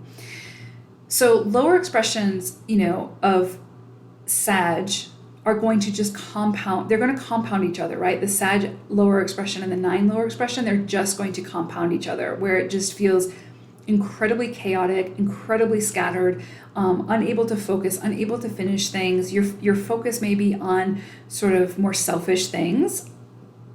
You may commit yourself to things that you can't follow through. You might, it's going to affect your relationships. It's going to affect your job. You're going to see things like, almost like things are within reach, but you just can't quite get there. And so that can feel incredibly uncomfortable because it's hard to feel grounded. This is a lot of sort of fire energy, right? It's like just burning. When you're near the lower expressions, you're just burning everything in sight. It's just this out of control fire. And so again, it just kind of compounds each other, where in its highest expression, Sag energy and 9 energy are so similar. It compounds it in a good way. It makes it so that it gives you that confidence, that sociability, those aspects that you need as a 9 to be able to step out in purpose. So it's a very complementary energy in that way, but you can see how when we go into our lower expressions of the Sag and 9, it compounds it, but it compounds it where it becomes incredibly challenging because again, just it's so scattered and impatient and sort of all over the place, right? So it just kind of feels like an energy where you would be a dog chasing its own tail or a hamster running on a wheel, right? It's kind of just very completely scattered energy, putting in a lot of energy but not seeing a lot of return, right? Or maybe you gain a lot of money but then you lose it the next day type thing. And it's just kind of like this move forward 12 steps, move back 100. You know what I mean? So it's just like that constant energy. And so being in the lower expression, of course, is not a bad thing. You know, our lower traits are a part of who we are. And so we will experience those traits throughout our lifetime. What we're meant to do is to experience the challenges associated with those traits so that we can find ways to overcome them, so that we can learn about that side of ourselves, so that we can manage that energy and allow it to work for us as opposed to against us, right?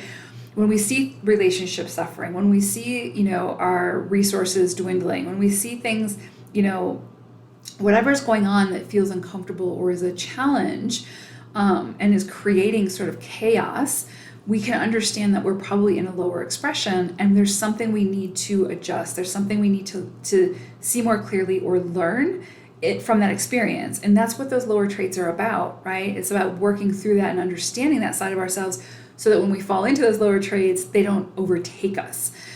Because when you're in those higher expressions of Sag and 9 energy, it's going to feel incredibly powerful. It's going to feel very good, very aligned, very much in purpose. And you're going to want to stay there. And, you know, we're going to fall in and out of alignment throughout our lifetimes. But when you fall into the lower alignment or the lower traits, you'll recognize it more quickly and more and be able to take care of it or mitigate that energy more efficiently once you've sort of gone through some of these challenges and experienced those lower sides of yourself and then experience some of those higher sides of yourself and recognize the way they make you feel, right? So again, Sag in its highest expression is of course very complementary because it's so similar to 9 energy. And so it just enhances the energy. It's very, very complementary. Lower expression is going to feel incredibly challenging. It's going to feel like you're just turning your motor and you're not going anywhere. Your wheels are spinning, but you're just creating steam, right? Or dirt or fire or whatever comes up from tires turning without movement. And so it just creates chaos, right? And you'll figure out how to work through those challenges. Just understand it's about what are the challenges trying to show you? What are you meant to learn from the experience? And then move from that space. And that will help to elevate you into those higher experiences, which you can then start making some progress and some movement, right? It's just a matter of doing the work and not getting stuck in those lower traits, right? Because those are not meant to define you. They are meant to teach you something about yourself, right? So hopefully this was helpful. Beautiful energy overall, though. You know, like I said, it's very similar energy, so very complementary overall. So hopefully this was helpful. Thank you so much for listening. Take care. Capricorn, if you are a Capricorn sun, moon, or rising, and you are also life path number 9, then this reading is for you. So Capricorn is an earth sign. When we see Capricorn in its highest expression, we see somebody who's ambitious, persistent, practical, they're disciplined. They're also highly sensitive and intuitive. We often don't think of Capricorn as intuitive or highly sensitive, but there's definitely that side to them. They're responsible, they're self-disciplined, they're patient, they are organized, wise, reliable, creative, and loyal. Now, when we see Capricorn in its lower expression, we see someone who becomes cynical, selfish, unforgiving, the perfectionist. They become egotistical. They can tend to be the loner. They can become overly cautious, pessimistic, melancholy, and rarely satisfied, meaning that nothing is good enough and they keep striving and overworking and that's just that perfectionist energy. When we look at the 9 energy, we see an energy that's mostly extroverted. The 9's work is meant to be seen, felt, and experienced by the collective, right? It's a very humanitarian, inspirational leadership energy. The astrological connection to the 9 is very similar to Sagittarius and Pisces, mostly Sagittarius. It's also a fire element. So we have the fire element of the 9 and the earth energy of the Capricorn. 9 energy is mostly associated with the crown chakra. This is an incredibly spiritual energy, right? So it's very connected to the ethereal, to source, to a higher consciousness, to in their own intuition, their like a higher presence, right? It's a very, very spiritual energy when it's in its highest expression. And so you can think of like the crown chakra as sort of the associated chakra, right, for this energy. Some of the positive traits of the 9, we see someone who's very sociable, outgoing, kind, and friendly. It's a very artistic and creative energy. Again, because they're so connected to the cosmos, to their intuition, they're pulling those inspirations down and then inspiring others through their creativity. It's a very compassionate humanitarian energy also. They're knowledgeable, they're capable, they're very talented. This is a very unselfish energy when it's in its highest expression.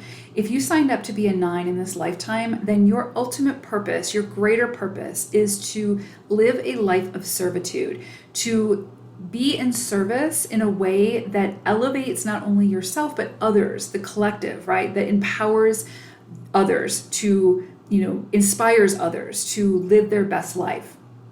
You don't become the martyr and try to do it for them, but it's a lifetime of assisting the collective to an elevated consciousness, right?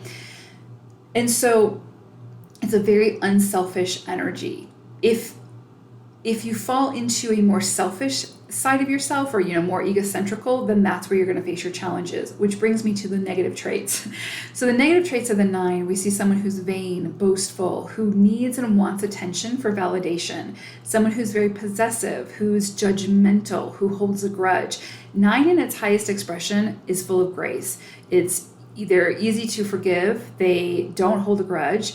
Again, it's a very spiritual, unconditional, loving energy. If we think of 9 in its highest expression, it is true love of the highest order. It is unconditional love, right? It's very humanitarian. It's very selfless. In its lower expression, again, we see bad-temperedness, moodiness. 9s in their lower expression tend to lose money and their goods very easily if their focus is more of a selfish nature, right? If their motivation for gaining the money, for gaining the resources is of a selfish nature, they're going to see that money just go through their fingertips. Again, because this life is about how you can acquire those goods, but then redistribute those goods for the greater good, right? Not that you need to be in a place of deprivation. That's not what we're talking about. But your motivation cannot be one of a selfish nature, or you will face great challenges with that. Because again, this is a lifetime of being in servitude, of assisting the collective in a way that raises the consciousness, that empowers others, right? Not disempowers. And then also, this is kind of like an unsettled, unable to finish things kind of energy in the lower expression. We see 9s in their lower expression sort of start a bunch of things and not be able to finish them or follow through with them, or commit to things and then not follow through. And it's just very scattered kind of energy. So when we look at Capricorn in its higher expression, again, that ambition, persistence, practical nature, that discipline, the organization, the very wise and reliable energy really assists the 9 in creating a legacy of some sort, creating something that will stand the test of time. The Capricorn energy is going to give the 9 staying power. So again, it's like if the 9 comes in with inspiration and really wants to, the soul is like, I want to accomplish this in this lifetime.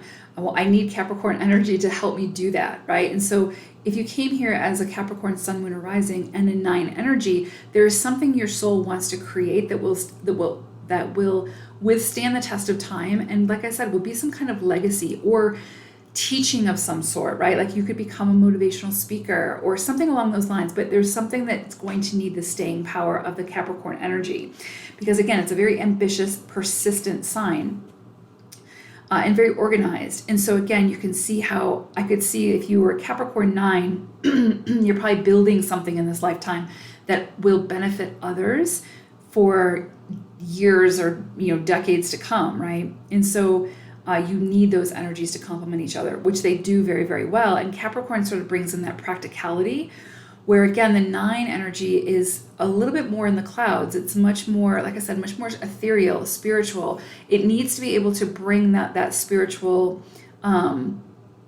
energy down into the physical plane and actually create something in the physical that will help the community at large. And so the Capricorn energy really helps to ground that 9 energy and to assist it in doing that, which is really, really powerful, really, really complementary energy. Now, the lower expression of Capricorn, that's where you see like, again, the more cynical, more like loner energy, overly cautious and pessimistic. And 9 energy is meant to be very optimistic. It's connected to something higher. I mean, we all are, but 9s are just more like in tune or more sensitive to that, right? Like they kind of come to this planet with this mission of, that sort of cord to the more ethereal or metaphysical side of things, to be able to bring that inspiration down and then inspire the masses, right? And so if you are in your lower Capricorn, where you're more egotistical or the loner or overly cautious, that really becomes restrictive and constrictive, right? And so it kind of keeps you from branching out, from being open, from being non-judgmental, from getting in a space where you hold a grudge or whatever the case may be. Because lower expression of Capricorn, that cynical nature can be, the world is out to get me and I'm not going to open myself up to, others. I'm not going to, be inspired or inspire others, because what's the point type thing. You become very cynical. And so again, it just becomes you can kind of just see it become very, very constrictive and restrictive to the 9 energy. So that's going to feel like, again, you're just sort of bound, right? Like you're sitting in concrete, like it's like the concrete's been poured and you're just kind of like sitting there and there's just no movement. And so that of course is going to affect your relationships. 9 energy is by its nature meant to build and maintain relationships. It's again a humanitarian energy. So it's meant to be working with or for the collective in some way. And so if you are lower Capricorn and you become that loner or egotistical and it's all about you, or very cynical, again, it becomes very restrictive and withdrawn energy. And so that's going to feel incredibly uncomfortable for the 9, and you're going to feel like something's missing. You're going to feel like something big is missing from your life. And so, yeah, it's just, you probably will find yourself in a really bad mood all the time and just like things aren't ever working out. And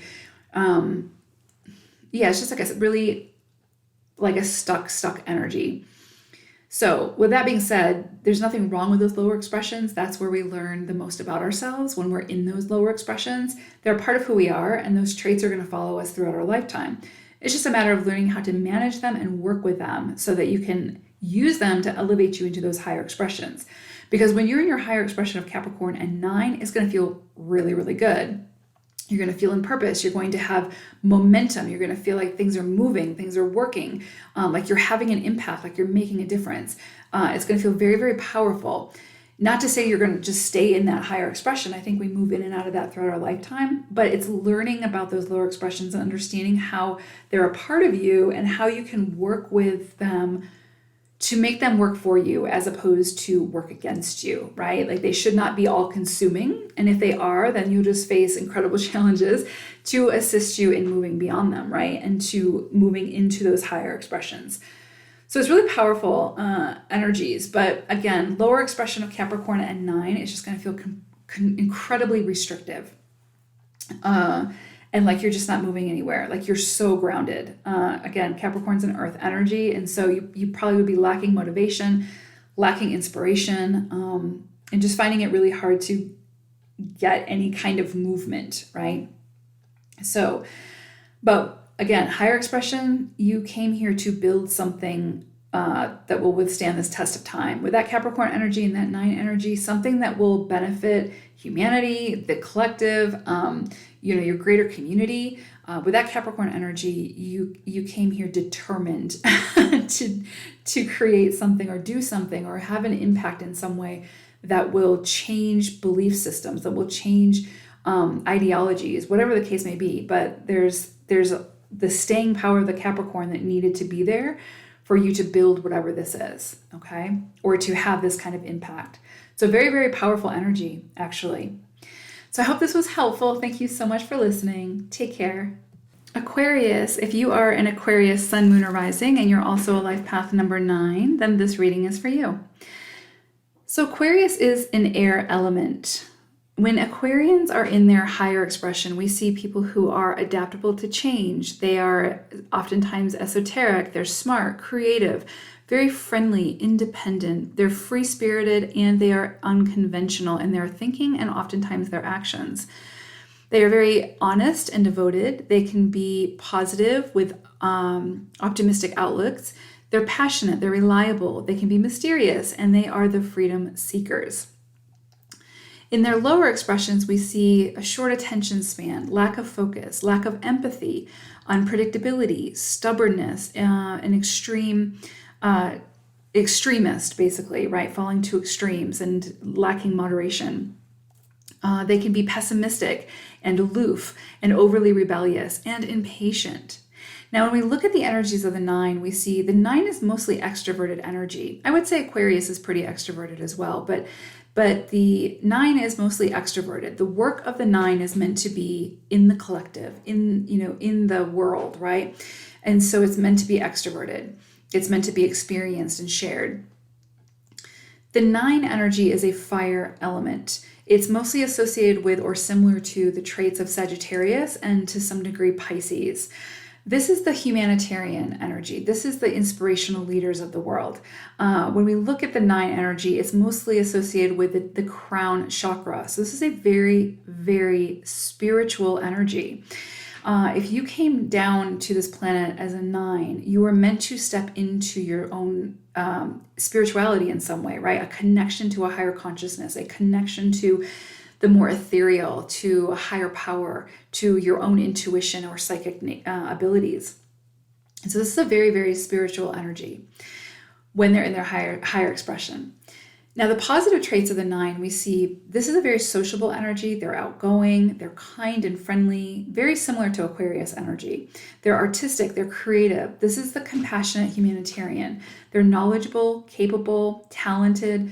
They're very unselfish when they're in their higher expression. Again, if you came here as a 9, this is going to be a lifetime of servitude. This is going to be a lifetime where you need to be very selfless.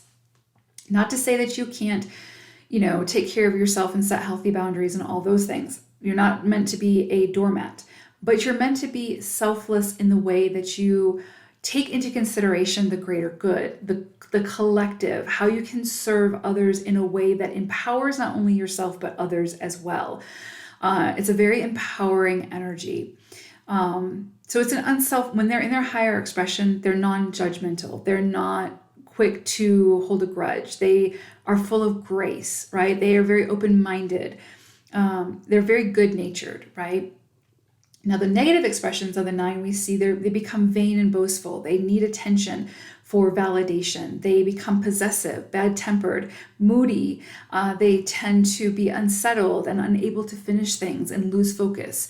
And so again, very, very similar to Aquarian energy. When the 9 is in its highest expression, it's true love of the highest order. It is unconditional love, right? Again, the crown chakra, it's very, very connected to source and to abundance and redistributing that wealth and abundance to the collective, to the greater good, to create harmony and balance. It is a very, very enlightened energy.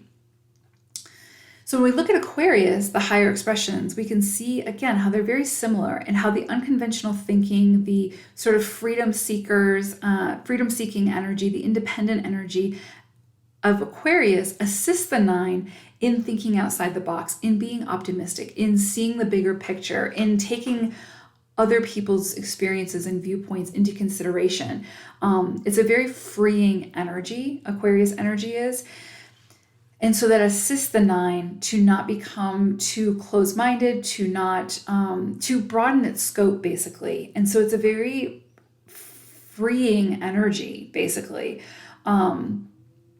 which really assists in being that, in being non-judgmental, which that 9 really needs step into and embrace in this lifetime. And so again, this would be someone who maybe creates a different type of religion, creates a different type of experience for people where they can, become empowered and learn about themselves in a non-traditional way. So it's very beautiful, freeing energy, that Aquarius and 9 energy combined. Because again, you just have that very humanitarian, compassionate energy of the 9, and then that very freeing, open, sort of esoteric, unconventional energy of Aquarius. So together, these two work beautifully together. It would be interesting to see what an Aquarian 9 would create, because it would more than likely be, when you're in your higher expression, it would more than likely be something way outside the box, something that hasn't been done before, something that hasn't been thought of before. They would be the people who would be changing belief systems, mindsets, would be great healers, because again, they think outside the box in such an unconventional way. And so they think about things that haven't been thought of before, or do things that haven't been done before. And that can just blow things wide open to where it becomes more accessible to more people, right? And so beautiful, beautiful complementary energy. Again, I would love to see what an Aquarian, who is also a 9, in their highest expression, what they have created, because that would be, ultimately it's going to be something that helps humanity or helps the greater collective in some way, because that is this sort of ultimate purpose of the 9, is to raise the consciousness through their work and their efforts, and be that inspirational leader in their communities and in the world at large, perhaps, right? So really powerful, beautiful energies with Aquarius and 9. Now, if we look at the lower expression, of course, that's going to be much more challenging, because you have this sort of unsettled, unfocused, short attention span energy, more pessimistic, more aloof, more rebellious, more falling to the extremes. And so it can be really difficult energy to work with, not only as the person, who is the Aquarius and the 9 and the lower expression, but also in relationships of people who are working with you, right? Like family, friends, colleagues. It can be incredibly challenging because it's such a scattered energy. And so again, it can feel almost like, I don't know, like I said, like a hamster on a wheel that's just constantly running but not getting any kind of traction, and sort of just keeps staying in the same place even though it's trying to move forward. And so it can just feel really scattered, and you can probably wonder why you can't focus on things, or why you start something but you never see anything come to fruition, or the things that come to fruition just don't feel aligned. And when you're in your lower expressions of Aquarius and the 9, that can feel that way, because again, it's such a scattered energy, and that can make you even more pessimistic. And, you can start to become more unpredictable in your actions or whatever, trying to make something happen or to force something. But in reality, you just need to find your moderation. You need to find your focus, bring it back in.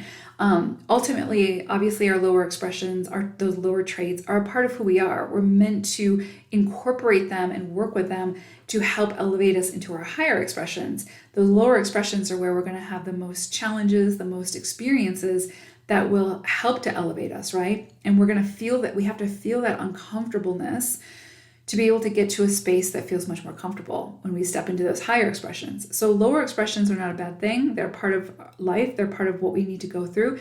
That's where a great amount of lessons lie. We're not meant to eradicate them. We're meant to work with them and, to incorporate them in a way where it's healthy and balanced. So if you're in your lower expressions, don't beat yourself up. You'll be there again, throughout life. But you just learn how to work with them, manage them, and use them to your advantage type thing, right? Because once you're in those higher expressions of Aquarius and the 9, it's going to feel really, really good. It's going to feel powerful. It's going to feel aligned. You're going to feel like you're in purpose. Even if you don't know what you're doing in purpose, it's going to feel aligned. And so when you feel out of alignment or really scattered, or like you're running in circles and not getting anywhere, it could be that you're in those lower expressions, and that's okay. The universe will hand you some challenges to highlight for you where it is that you need to adjust, where it is that you are in your lower expression, and what you need to learn from that. And once you learn whatever it is that you're meant to learn from that, you will elevate up to a higher expression, you see, and then you might go back down into those lower expressions. but you'll recognize it because you'll recognize the way that it makes you feel. So overall, Aquarius and 9 energy are just so complementary and beautiful together. I love the expansiveness of Aquarius. I love the way, when it's in its highest expression, how it can sort of, again, just be so unconventional and think beyond the confines of society and what has already been done. You see what I'm saying? And so it's such a beautiful energy, especially for 9, who really have the potential to make a huge difference in the collective when it comes to beliefs and institutions and ideas, right? So really powerful energy. In the lower expression, it's going to be challenging. It is. And you're going to feel like you're not moving anywhere. But just remember, even in the worst experience, even in the most challenging experience, there's a purpose for that. You're meant to learn something from that. And you will take that wisdom as you move up your own ladder, right? And so it's like there's a method to the madness. You are meant to acquire that wisdom that you can only unlock through those lower expressions, right? So it's really powerful. And again, Aquarius and 9 energy, I love it. So I hope this was helpful. Thank you so much for listening. Take care. Pisces, if you are a Pisces sun, moon, or rising, and you're also a life path number 9, then this reading is for you. So Pisces is a water sign. When Pisces is in its highest expression, we see somebody who is highly adaptable, who's the visionary, who's kind and gentle, highly intuitive and psychic.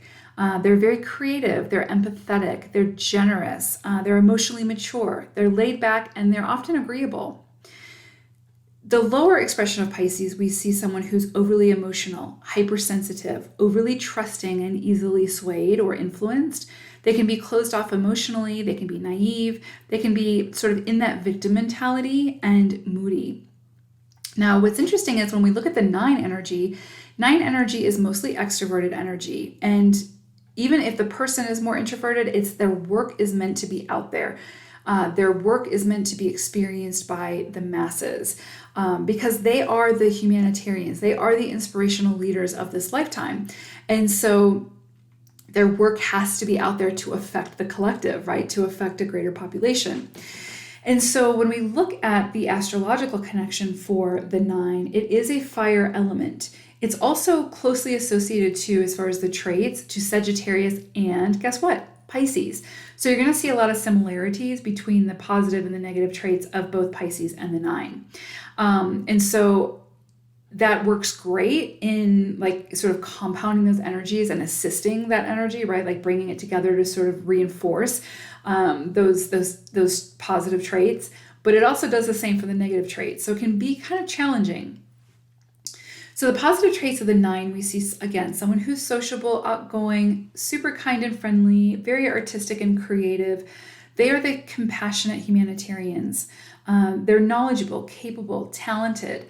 In this lifetime, they're meant to be unselfish. This is going to be a lifetime of, if you're a 9, this is going to be a lifetime of servitude. You're going to be in purpose when you are doing something or showing up in a way that is in service to others and the greater good, right? So it's like this isn't a lifetime to be selfish or to have your motivation be purely selfish, right? So that's not to say that you can't have the finer things in life and enjoy life and be abundant and all those things, but you're meant to redistribute that abundance to assist and empower and inspire others to help lift the consciousness. So no easy feat, but something you signed up for in this lifetime, which is actually really, really beautiful. The 9 energy is closely associated with the crown chakra. So this is a very spiritual, enlightened energy. When they're in their higher expression, this is a very, again, selfless, spiritual, giving, good-natured, very spiritual energy. These are the people who are going to be very tuned into their higher consciousness, to their intuition, to something greater, right? Than something bigger than ourselves type thing, and understanding the circle of life and the collective connection. And so this is a lifetime of being in service to assisting the collective and creating harmony and balance. And so with great power comes great responsibility, right? Now, the negative traits of the 9, we see someone who's vain and boastful, who's judgmental, who's selfish, who's holds a grudge, who is sort of quick to anger or wants attention for validation, who is possessive, who's bad-tempered and moody. So you can think of the 9 as like when it's in its very highest expression, it is true love of the highest order. It is unconditional love, right? It's very, very spiritual and enlightened energy. And so when it's in its lower expression, that's when it falls into a more selfish energy, a more self-centered energy, a more egoic energy, again, just more restrictive. And so that's where you're going to feel most challenged, right? Because it's so far removed from what you were meant to step into in purpose in this lifetime. Now, with that being said, of course, the lower expressions are a part of who we are. Those are traits that we carry with us throughout our lifetime. So they're not a bad thing. They're meant to show us something about ourselves, to teach us something. That's where our greatest lessons lie. That's where a lot of the wisdom is that we can pull from. And we have to experience those lower sides of ourselves in order to appreciate and understand the higher expressions of ourselves. So nobody's getting down on these lower expressions. They're just a part of who we are, right? There's no shame there. It's just you got to go through that and go through that uncomfortableness in order to get to a more enlightened state, right?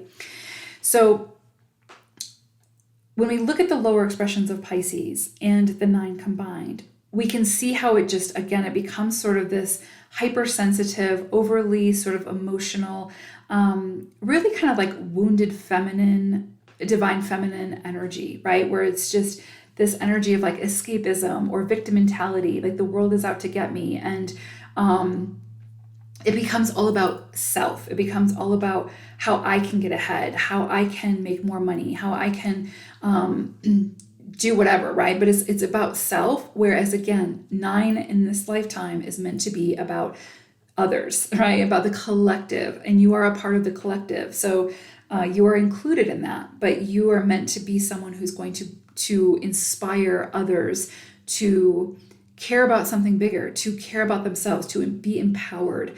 And so lower expression of Pisces and lower expression of 9 is a very disempowering energy. It's very, like I said, egocentric, very victim mentality. It's disempowering. And again, all about the 9 is about empowerment and empowering others to live their best lives and to see the greater picture. So lower expression can feel just really sort of suffocating. It can feel really like the world is sort of closing in on you, and you can just be really deep into your emotions and just not getting anywhere. And it can really affect your relationships. It can affect the way you show up in life, how you process things, how you move through the world, and it can just be sort of, like I said, very oppressive, heavy energy. And so again, that's when you're going to face your greatest challenges, to help you overcome that, to help you to learn to not eradicate those lower traits, but to manage them and work with them, right? Because it's not going to feel good. You're going to eventually want to find a way to mitigate or manage that energy, right? Like it's not going to feel good, and it's not meant to. And so it's kind of like when you figure out how to work with those lower energies, it will elevate you into the higher. And even when you fall back into the lower, you'll recognize it and you can move back into the higher. But again, you've got to experience the lower to really, truly, fully be able to step into the higher expressions.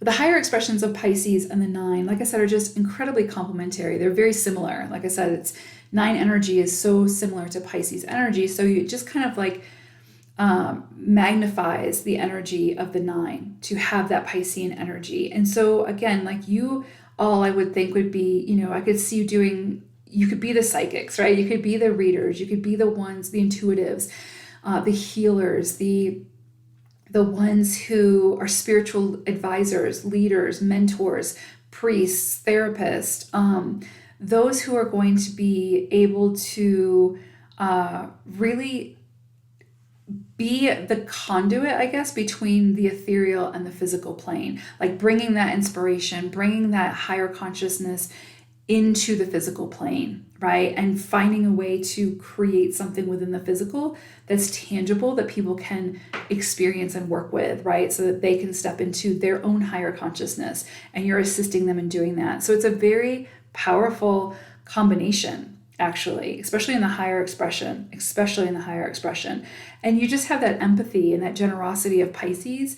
Also with the 9 energy, it just becomes a very heightened spiritual experience, right? Again, when you're in that higher expression of the 9, I would be very surprised if you are, in your higher expression of Pisces and you're 9 and you're not like psychic, right? Like really tuned into that. I mean, I believe we're all psychic. It's just some of us are more tuned into it or sensitive to it.